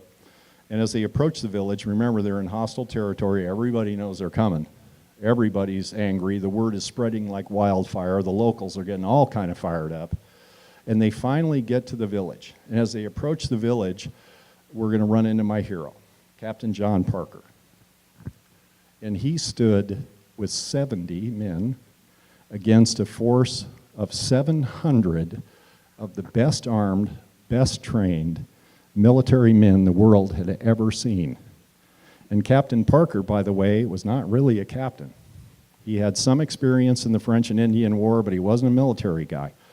The night before, John Adams and John Hancock were in the pastor's house. And I'm trying to remember the pastor's name, and I have a terrible memory. Anyway, they were sitting with the pastor, and Hancock was scared. I mean, he said, hey, we know the brigade's coming, the regulars are coming. And remember, they didn't say the British were coming. They were British. They said the regulars were coming, and they're coming to kill us. And he said, can your men handle this? And Jonas, I think it was Jonas Smith was his name, he said to Hancock, he said, I've been training these men for this very moment all their lives. So Pitcairn comes up and he screams at Parker. He says, throw down your weapons, you damn rebels. And Parker says to his men, do not fire unless fired upon. But if they want war, let it begin here. Liberty. The difference between constitutional republic and tyranny is easy. I've been all over the world. I've been to every socialist crap hole you can imagine. I've flown airplanes for the French military in Rwanda. I've been to Bosnia for 2 different governments, Afghanistan many times, Iraq a couple of times, Southern Sudan, Somalia, you name it. Here's the difference, and this is just the truth, whether you like it or not. In any constitutional republic, and there's only one, us, we are liberty in the world right now. In a constitutional republic, the rules are always the same. You wake up in the morning and you know that the law applies to you and everyone else equally, and that the rules aren't going to change today. And you can go to work and you can raise your children secure in the knowledge that when you come home, everything will be as it was.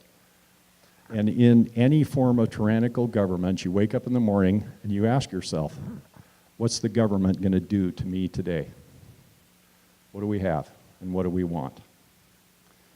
I know what I want. Give me liberty or give me death. I would be happy to answer any of your questions. Thank you. And another thing, I will never quit until we win. That's my promise to you.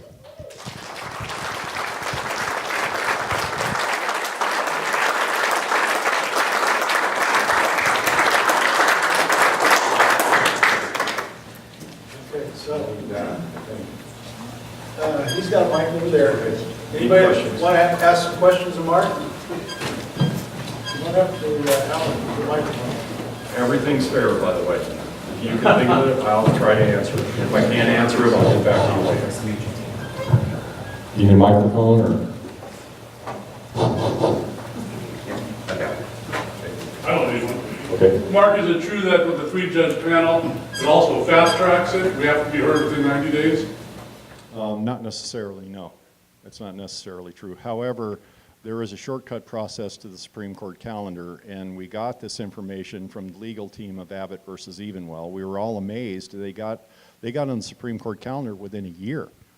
They got their three-judge court, they got to the Supreme Court, and we're going, what is this case? I never even heard of it before. It never went through the Texas Circuit. And so we contacted their legal team, and they said, oh, you don't know about 2284? You know, we're going, cool. All we have to do is structure our case to fit the enemy's weaknesses, and we're going to win. And we told the Abbott people, or the Evenwell lawyers, we said, you're going to lose your case. You know, and they said, yeah, we probably are, but it's too late, because once you get to appellate court, you can't change the elements of the case. And even though the Supreme Court found unanimously against Susan Evenwell, who said that she was not being represented in Texas, Clarence Thomas was very interesting, because he wrote a dissenting opinion to a unanimous decision. That's weird. I mean, you know, they all agreed, and Thomas says, no, the state of Texas did not violate the Constitution in the Evenwell case. And from there, I differ with the court. He said, for 50 years, we've been protecting the right of one man, one vote, and no such right exists in the Constitution. I've read it a million times, never heard of it before. But he also said, we welcome a representation case, and if you want to win it, this is the way you should build it. So oddly enough, that's how we built our case. Funny how that works. Yes, ma'am. Two questions. How long does Stanislaus County have to join this movement? Because we want to. And second, how long can this judge that picks the judge, how long can she forestall? How long can she stop this? Well, here's the problem. Here's the problem with the court. I call it the magic carpet principle. All courts are corrupt. The judge knows who pays them. And courts very often jump on the magic carpet and go to places the law directs them not to go. There is the people in the Constitution of the United States have no recourse against the courts themselves. And it doesn't mean we don't have avenues we can pursue. The judge can stall us theoretically forever, but we wouldn't allow that. Justice Kennedy is, every circuit in the United States has a Supreme Court justice that's in charge of that circuit. Kennedy is in charge of the Ninth, which is where the Eastern District of California falls. So if we needed to, we have already complained to the chief magistrate. That's what got her in trouble when she canceled the first hearing without 24 hours notice. And she got in trouble for that, and it was really embarrassing. The fact that she has denied us a crummy minute order, which takes a week or less for more than 3 months, is really embarrassing to her personally and professionally as a justice. If she wants to climb the ladder of federal judgehood, she's got to do better. We think we want to give her more time, and here's the reason. We could appeal to Justice Kennedy, and he could make her rule. And I'm just being honest with you as a strategist, and having been in a few battles myself. Here's what I'd do if I was her and Justice Kennedy puts pressure on me. I'd say, yeah, you're right, Judge, I need to rule. Okay, case dismissed. She can do that. So what we want her to do is bake in her own juice and realize that there is no escaping this. There is no way to deny us the three-judge court. And here's the benefit for her as an Obama appointee who is beholden to the Democratic Party. That's not good or bad, it's just the truth. She can get this off her plate by appointing the three-judge court. She will be one of the judges, But she'd be free to vote no, and the other two judges could vote yes. And it really doesn't matter, because look, if we win in federal court, California will appeal to the Supreme Court, maybe. I'll get to that in a second. But if they win, we're certainly going to appeal. So either way, no matter what happens, we're going to end up in the United States Supreme Court. That is where this will be decided. And it is where it needs to be decided, because our prayer is that the Supreme Court is the least corrupt court in the nation. And that's probably true. It's crazy sometimes, but I don't think it's corrupt. And if Ruth Bader Ginsburg would ever go away, you know, we'd have a 6-3. But, you know, even if she doesn't, the way we've structured our arguments appeals to everyone. Darrell Steinberg, the most crooked state Senate pro tem we ever had, besides Kevin De Leon, I talked to his chief of staff, and she said, you have some extremely compelling arguments, and I don't disagree with them as much as I'd like to, because you're probably conservatives. And I said, yeah, I'm a conservative, but I mean it the way Edmund Burke did. I want to conserve my liberty. I'm not a Republican. But anyway, so we have arguments in there that might appeal to the progressives light on the court. And we're going to win either way, because they can't say a senator can represent 1 million people. There's no way to say that. Also, there's a case that Eugene Martin Laverne is bringing against the Department of Commerce, and he is alleging that the representation levels in the United States Congress are corrupt and wrong and not adequate for the people. Funny. And Eugene has kind of been in on our case a little bit too, but guess what? He just got his 3-judge court. It is going to be extremely difficult for her to deny us that 3-judge court, and we don't think she can do it. And the only way we could make her decide against us would be apply too much pressure too early. So strategically, we have plenty to do. We need to work on our case, gather our testimony, get money, you know. It gives us, you have plenty of time, don't worry. Any county in California, in Northern California that wants liberty, we will not leave you behind.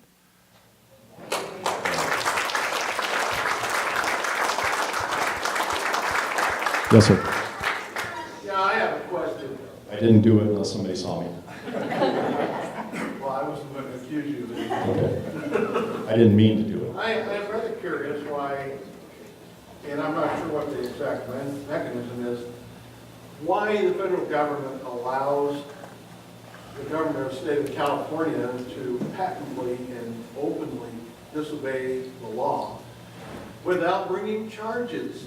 What do we have to do? Sue him personally for the violation of the Logan Act and the Constitution? Well, I hate to allow my command of the language to degrade, but you ain't the only one wondering that. I mean, I've sent letters to the United States Attorney General. I know why the state's Attorney General's not doing anything, because California's corrupt. I don't know why the United States Attorney General is not doing something about that, and perhaps, I don't know that they don't have some strategy, that I just don't know. But it is a blatant violation of Article 3 of the California Constitution, which says California is an inseparable part of the United States, and the United States Constitution is the law of the land. It's a violation of Jerry's Article 20 oath. Well, yeah, there's a committee in Sacramento that's allowed to change the Constitution without you even knowing about it. They kind of tinkered with a few of those things. It is, I affirm that I will defend and support the Constitution of the United States. If you don't want to swear, you can just affirm it, okay? So Jerry affirmed that he won't violate the Constitution, but he did. And it's a violation of his Article 2, of the Article 2 powers too. So, and Article 1, Section 10, Clause 3 of the United States Constitution. There's 4 or 5 things in the Logan Act too. But how do you compel the courts to prosecute a sitting governor? It's easy. Somebody asked me, let's fight for the Second Amendment. Believe me, that one's near and dear to my heart. And I said, okay, but I have to drop this, because we have to pick the hill we want to fight on. But so everything they do serves to embarrass them, to incriminate them, and to make our case. You know why we don't try to stop him? Because he's the best thing we got going. All we have to do is let him run. And eventually, our strategy has always been from the beginning, turn up the heat, push, be obnoxious, obtuse, legal, peaceful, moral, ethical, wait for the enemy to make a big mistake, and then we drive a tank through the hole. And Jerry doesn't even need any incentive. He just does those things because he's because he's king. But all of those things are evidence that we have no adequate or proper representation, and that's what we want, really. So I don't want to stop him. I want to, Jerry, go for it, buddy. Any other questions? Oh, well, I didn't say that. You did. I thought you're just saying what everybody's thinking, right? Any other questions? Yes. Yeah, I know southeastern Oregon has been somewhat part of the movement. Yeah. Klamath County has a committee. Lake County's starting a committee. Douglas, Coos, and Josephine have good committees. The problem with Article 4 is this. We have the jurisdiction and sovereignty to petition our own state government for a redress of grievance, but we don't have the sovereignty to petition Oregon. So they have to do that work. But the good news is this. When we win this case, things are going to change, because here's the good part about the Supreme Court, and believe me, I'm no big fan of the Supreme Court. I think they've been wrong about 99% of the time, but here's the good thing about the Supreme Court. When they issue an opinion, everybody has to listen. If we win this, and here's what the state of California is asleep to, but probably not for much longer. And by the way, folks, the nasty, ugly part of this hasn't even started yet. If you think that a cornered animal the size and power of the state of California is not going to lash out at you, you're crazy. So prepare yourself, because the real fight hasn't even started yet, and fight we will. Yes, sir. We tried to file for last week, and the county recorder's office said if you try to record this, I will call the district attorney. I've been instructed to call the district attorney to see anything was talking on it. And if you try to file this land patent, I've been instructed to call the district attorney and be arrested immediately. Arrested for what? That's obviously she's breaking the law. She's working outside of the law. So I'll remind her of a section, Title 28, Title 18, Section 241 and 242. Conspiracy to oppress a constitutional right with color of authority. It's not only a felony, but it removes her from the umbrella of liability, the sovereign immunity, and the qualified immunity granted her by the state of California under California Government Code 821, 845, and 846. And she is now liable personally, her house, her car. Believe me, about 20 cops lost their houses over Rodney King, and that was a 241 case. And also, Title 24, Section 1983 says that there is a civil penalty. Reminder of 241, 242, and Title 24, Section 1983, or Title 42, I'm sorry. And reminder of those things, because when you do that, all of a sudden they get really quiet. And you say, if you don't intend to be subject to those statutes for criminal and personal prosecution, civil prosecution, you had better state a penal code or a government code to me right now. Because the way I read it, you can record anything you want. I could record, there was a guy that records the names of stars if you pay him $10.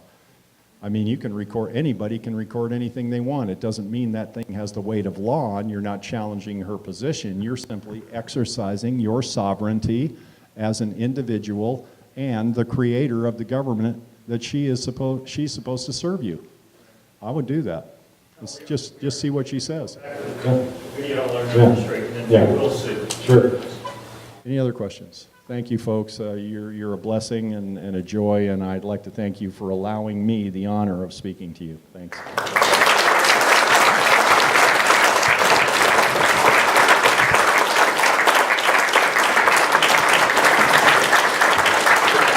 was awesome. I think that's the best speech you've ever given.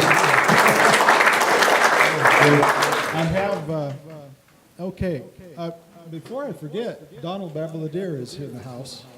Wave to the crowd. Where are you, Donald? Maybe stepped outside for a second. I've got some envelopes here for State of Jefferson formation, the P.O. box. Mark hasn't asked for any money, but this case is going to cost some money. I don't know if Wynn wants to go over some of that or not. If you guys want to hear a little spiel on money. Wynn, would you like to tell us a little bit about the financing and how that's going? Is this microphone okay? That's a bad one. Test. Okay, great crowd. My name is Wynn. I'm from Shasta County, neighboring county to Mark, and we travel around together, going to town halls throughout Jefferson Territory. I am the president of the 501c4, which is the funding component to State of Jefferson for the legal fund, for CFR, for the Citizens for Fair Representation. And what we're doing is we're collecting money from anybody and everybody. We've had money come from Australia, Japan, Canada, Germany, and the East Coast. And so we're getting money from everywhere. And what we're doing is we're putting the money into the fund, and all we do is pay for the legal expenses. That's it. The attorneys are not taking a salary, they're paying for the court costs. So that's what we're doing right now. And if you go to our website, SOJ51.org, and you look at that first page, scroll clear to the bottom, you'll see two figures down at the bottom. The second one is the goal, $1 million. That's what we're going for. We're currently at 365 and some. Thank you, 364, 131. Steve is the one who posted on the website. So after we have our board meetings and we go through our numbers and make sure we know where we are with collection of money to date, we post the numbers on there, and Steve always posts that for us. How many counties do we have here? We have Stanislaus. I know we have Placer, Calaveras, Tuolumne, Siskiyou, Shasta, Madera, Mariposa, see? Glenn, there you go. See, it's not just your own hometown. Every time we go to a town hall, it's exactly like this. We're all kind of flowing in and out wherever we're going. So what we're doing is we're asking people to share the money when you can. You can go to the website and or with the envelopes that are being passed out, that goes to the P.O. box. You can also do it on a PayPal account that we have on the website and also our GoFundMe account. So there are multiple ways of doing that. So any and all donations are gratefully accepted, and we are a nonprofit 501c4. So we do not give your name, number, and information to the feds. That was done by design. However, your donation is not tax deductible either. But your donation is a commitment to having skin in the game. All right? You have to figure out where you want to go on that level. I quit my government job to work on Jefferson full-time with no pay, no benefit, no retirement, and I pay into it every month. That's my skin in the game. So you have to figure out what level you want to have as far as having skin in the game. All right?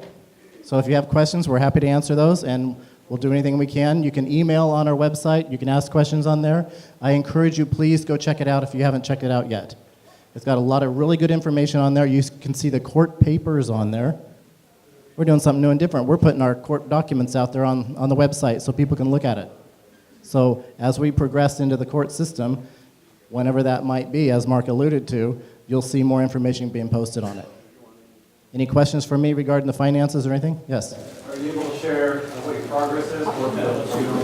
We're at 365. We're at 364, somewhere in there. Spent 100 and something About 173,000 so far. lawyers, so we raised 370 something, but we're back down to. Right. That's the way it goes when we get the bills. And we're paying truly for the court costs. We have to pay for the court staff, the attorney's staff to work, because they're not going to work for free, but the attorneys are working for free at this point. And then we're paying for all the documentation, creation, and so forth. And you have to file the documents. That costs money, unfortunately. So Also, when we get to the part of the case, the merits part, remember, we have to have witnesses. So the attorneys either have to go to where the witnesses are, the witnesses have to go to the attorney, we've got to do depositions, our attorney wanted to depose movie. So that's going to be, the merits part of the case is the most expensive part, because now you've got, we might need hundreds of witnesses. We've already had to hire 2 expert witnesses to do statistical analysis to help us prove that we have the worst representative ratio in the nation, 350% worse than state number 49. That's where we are. Should be king. yeah, we're at the bottom of the barrel, and Texas is right above us. And we're 300 times worse than Texas. Isn't that great? Can't take this stuff up, folks. It's all on there, and you can check the website. It's all on there. There's also the financial component on the website You can go in there and you can check it out. It's interactive. You can change a couple of the numbers on it and see how it affects the counties. Your county is not on there. Stanislaus is not on there. The first declared counties are on there. Okay? Until you get a declaration, you won't be there. All right? Just so you know. So that's where we're at. And you will get a declaration once you get enough signatures. So I encourage every one of you to go out and collect signatures for your county. Also remember, this is not a petition. You Right. don't have to ask to see someone's driver's license. And remember Earl Warren's own argument. All people are counted for districting. If your children are old enough to sign their names and you want them to have liberty, ask them to sign. There's nothing wrong with being involved in the government that's supposed to serve you, even if you're 10 or 11 years old, or 12 years old, it's okay. We are simply giving signature statements so that we can have some indication that this county genuinely wants the liberty that we are hoping we can provide for all of our counties. And then once we have that, you can have a declaration. I mean, this isn't a legal document. It is the people telling the government what we want as opposed to what they want us to do. It's a kind of a different thing, and they're not used to it, but it's working so far. Let's keep it going. And with the signature component in Shasta County, we had to do that. We didn't have the luxury of having our Board of Supervisors bringing this forward. They wouldn't even listen to us. So we had to go to Plan B, which we already knew because they're a bunch of jackasses. So we had to go around that. And they forget that they're the employees. Remember when I said I quit my government job? I quit my government job 2 years ago, October 30th. November 7th, 8 days later, I went before the board and reminded them that as their employers, we did not need them to move forward with this movement. Yeah. And Here's your Article 2, Section 1 power. When you get enough signatures that you have a legitimate number of signatures, how many do you guys have? when we started, we had 20, I think it was 21,000.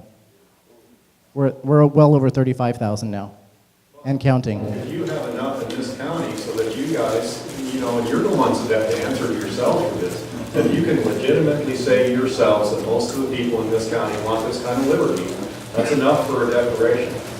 We give you the declaration, and you go into the Board of Supervisors, and here's what you say. You work for us, not the other way around, and we are telling you that this county will be part of the state of Jefferson. We're not asking your permission, and we're not asking your blessing. We're simply here as a courtesy to tell you the people have spoken based on however many thousand signatures we have. And we are part of the state of Jefferson now. And if you would like a say in the constitutional convention that is to follow, then you, Board of Supervisors, had better vote to join us, the people, because otherwise we will be appointing the official representative to Stanislaus County to the commission that sets the Constitution. And that's exactly what we're doing at Shasta County. Not one of our Board of Supervisors is going to be on that committee. Not one. So the board's representative will be chosen by the Shasta County Jefferson Commission. That's not by right. the board. Truly by the people. By the people. See, we're doing it the right way, legitimate way, and we're doing it morally and ethically. All the signatures, I house them in my safe, and they're about, from the floor up, they're about that many. Single sheets, 8.5 by 11, single-sided, 10 signatures per sheet. When they get wet, they get a little thicker, so you have to compress them. So they're under ammo cans right now. Just kind of got to mash them down, keep them flat. But this all part, like Mark alluded to before, court is drama. When we go to court and the judge says, we need some information, well, guess what? We're wheeling all that stuff in. And that's just our county. If you have 100 people, just under, let's say 50 people, okay, 50 people, that went out and got, 100 signatures each, that's not that big a stretch, right? If I could go out in a good weekend and just go door to door, I could probably get 100 signatures. It might take me 8 hours or so, or I could stand in front of Walmart or somewhere. But if you have 100 people that got 100 signatures each, that's 10,000 signatures. And if you need help, call for it. We are your neighbors. We will help you. If you need signature gatherers, door knockers, phone callers, let us know. We're here to help you just like other counties have helped out. If you want to do this deal, let's get involved. We can make it happen, and we have enough people and enough resources to do those things without a heck of a lot of a stretch. That's right. We can get 100 people down here to help you get signatures on signature weekend or signature month. Drive through. I have a question for Mark. In Calaveras County, we are being known as the hot capital of California. Oh, no, we got it up north. But we're, we're going through a lot right now. And when people come to our booth, they want to know, if we become Jefferson, what's going to happen to pot? And my answer, which I give, is it would be answered at the Constitutional Convention. Is this the right answer for me to be handing out, or should I be saying something else? So the question you're asking right now, you're asking my personal opinion because I am nobody. And people ask me all the time, what's your title? My title is nobody. At home it's mud. It's at home that you forgot to shut the barn door again. But here's my personal opinion, and I've been through years of this, and so has Wynn, and they might have different opinions. The state of Jefferson will not repair everything that's wrong with a given county. That's up to the people in that county. Jefferson is government from the people directing government as to how they want to live. So here's what happens in Siskiyou County. You want my personal opinion? I hate drugs. I've seen them destroy families. I've seen them destroy part of my own family. Cause death, destruction, and mayhem everywhere they go. My personal opinion is I don't care what anybody puts in their mouth. In fact, I like high people. It makes it easier for me to compete in the world. But having said that, I do believe as a peace officer that a community has the absolute right to vote on how they want to live as a community. In Siskiyou County, we voted for no pot grown outdoors, no more than 6 plants, and it wouldn't have been 6 except the state mandated that. No more than 6, and they have to be grown inside, and no trash, and no pollution, and none of the mess and crime that goes along with it. That didn't cure the problem for us. We still fight it every day. But whenever I go out, people say, well, you just hate marijuana. I say, I don't care about marijuana one way or the other. I would never touch this stuff myself, but it's not me I'm talking to, it's Crook. But I do care how my community wants to live. Your county will have the authority to say how you in the county want to live, and the state, as the interposer to protect your liberty, will have the responsibility to ensure that you can do that. So if you vote that you want to be high and stupid, I believe in personal responsibility. You'll have to live with the consequences. But if you vote that you don't want drugs, then the state will help you maintain that in your community. That's what Jefferson can give you. That's not a great answer in all things, but it's the truth. It's up to the people of the community to say how they want to live, and then it's up to the state to help them live the way they say they want to live. And sometimes those things are bad. And you know what? You got to be responsible for the consequences of your choices. Like guns. Guns in Jefferson will be constitutional. Have a gun.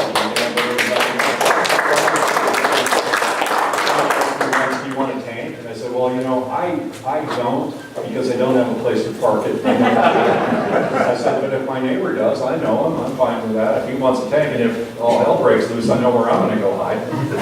It's illegal in the United States to buy a jet fighter. Right, you can't buy a one that's in current military use, but you can own a jet fighter. In 1775, people owned pirate ships with 100 cannons on them. In California, Captain John Sutter, the liar, who wasn't even a captain, he owned 50 cannons because he bought them from the Russians. You know why the Mexican government didn't mess with him? Because he had guns. But in Jefferson, if you make a mistake and commit a crime with that gun, we're going to lock you up and throw away the key. Sure. But we will not restrict anyone's right to do the things that they want to do, provided their liberty, and here's where Blackstone comes into it, provided their liberty does not cause harm to anyone else. Right. You say, well, the First Amendment is not absolute. You can't yell fire in a crowded theater. Yes, you can. There is nothing in the Constitution that talks about yelling fire in a crowded theater. Right. However, if yelling fire in a crowded theater causes someone to trip and break their neck, you can be held criminally responsible for that. You have rights, but you got to be responsible for the outcome of those rights. That's what Jefferson represents. Nothing more, nothing less.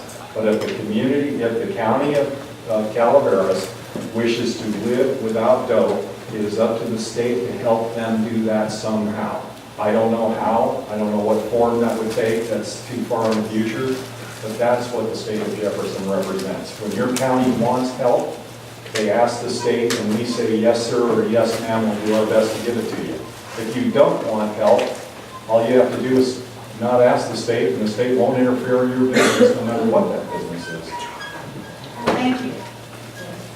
I hope that's a good answer. It is a good answer. All right. Yes. Any other questions regarding the finances or anything regarding that at all? All right, thanks. All right, thank you, Wynn.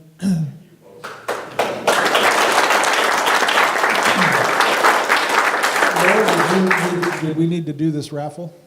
Okay, let's do it. And while you guys are getting organized for the raffle, I see Donald is back, Donald Babadalir, candidate for District 8 Senate.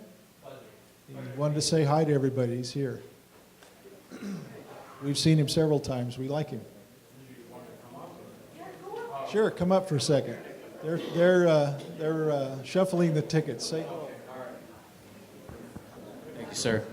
It's a great pleasure to be here amongst you folks. I was one of the earlier signers of this State of Jefferson movement here in Stanislaus County, so I'm 100% behind it. I'm running for the 8th State Senate District here in California. That district spans from Rancho Cordova on east toward Mono Lake, all the way down to Inyo County, runs back westward toward East Fresno, and runs all the way back up again. So as you can see, it's a very large district. It was mentioned here several times, just how difficult that makes it makes it for an individual who's running to be able to cover that district, because we're talking roughly 1 million people, 940,000 individuals live in this district, and that makes representation very difficult. So while I will be actively campaigning for the 8th district, I 100% support the State of Jefferson movement, because I do want to see all of the counties, or most of them hopefully, that are a part of District 8 to be part of the State of Jefferson. So if you have any questions for me, please, I will be more than happy to answer them. And I will be at the next town hall meeting that's set to take place in Sonora on December 3rd, if I'm not mistaken. And again, it's an honor and a pleasure to be here amongst you. I'm very happy to see that there was such a good turnout here today. Thank you. Thank you.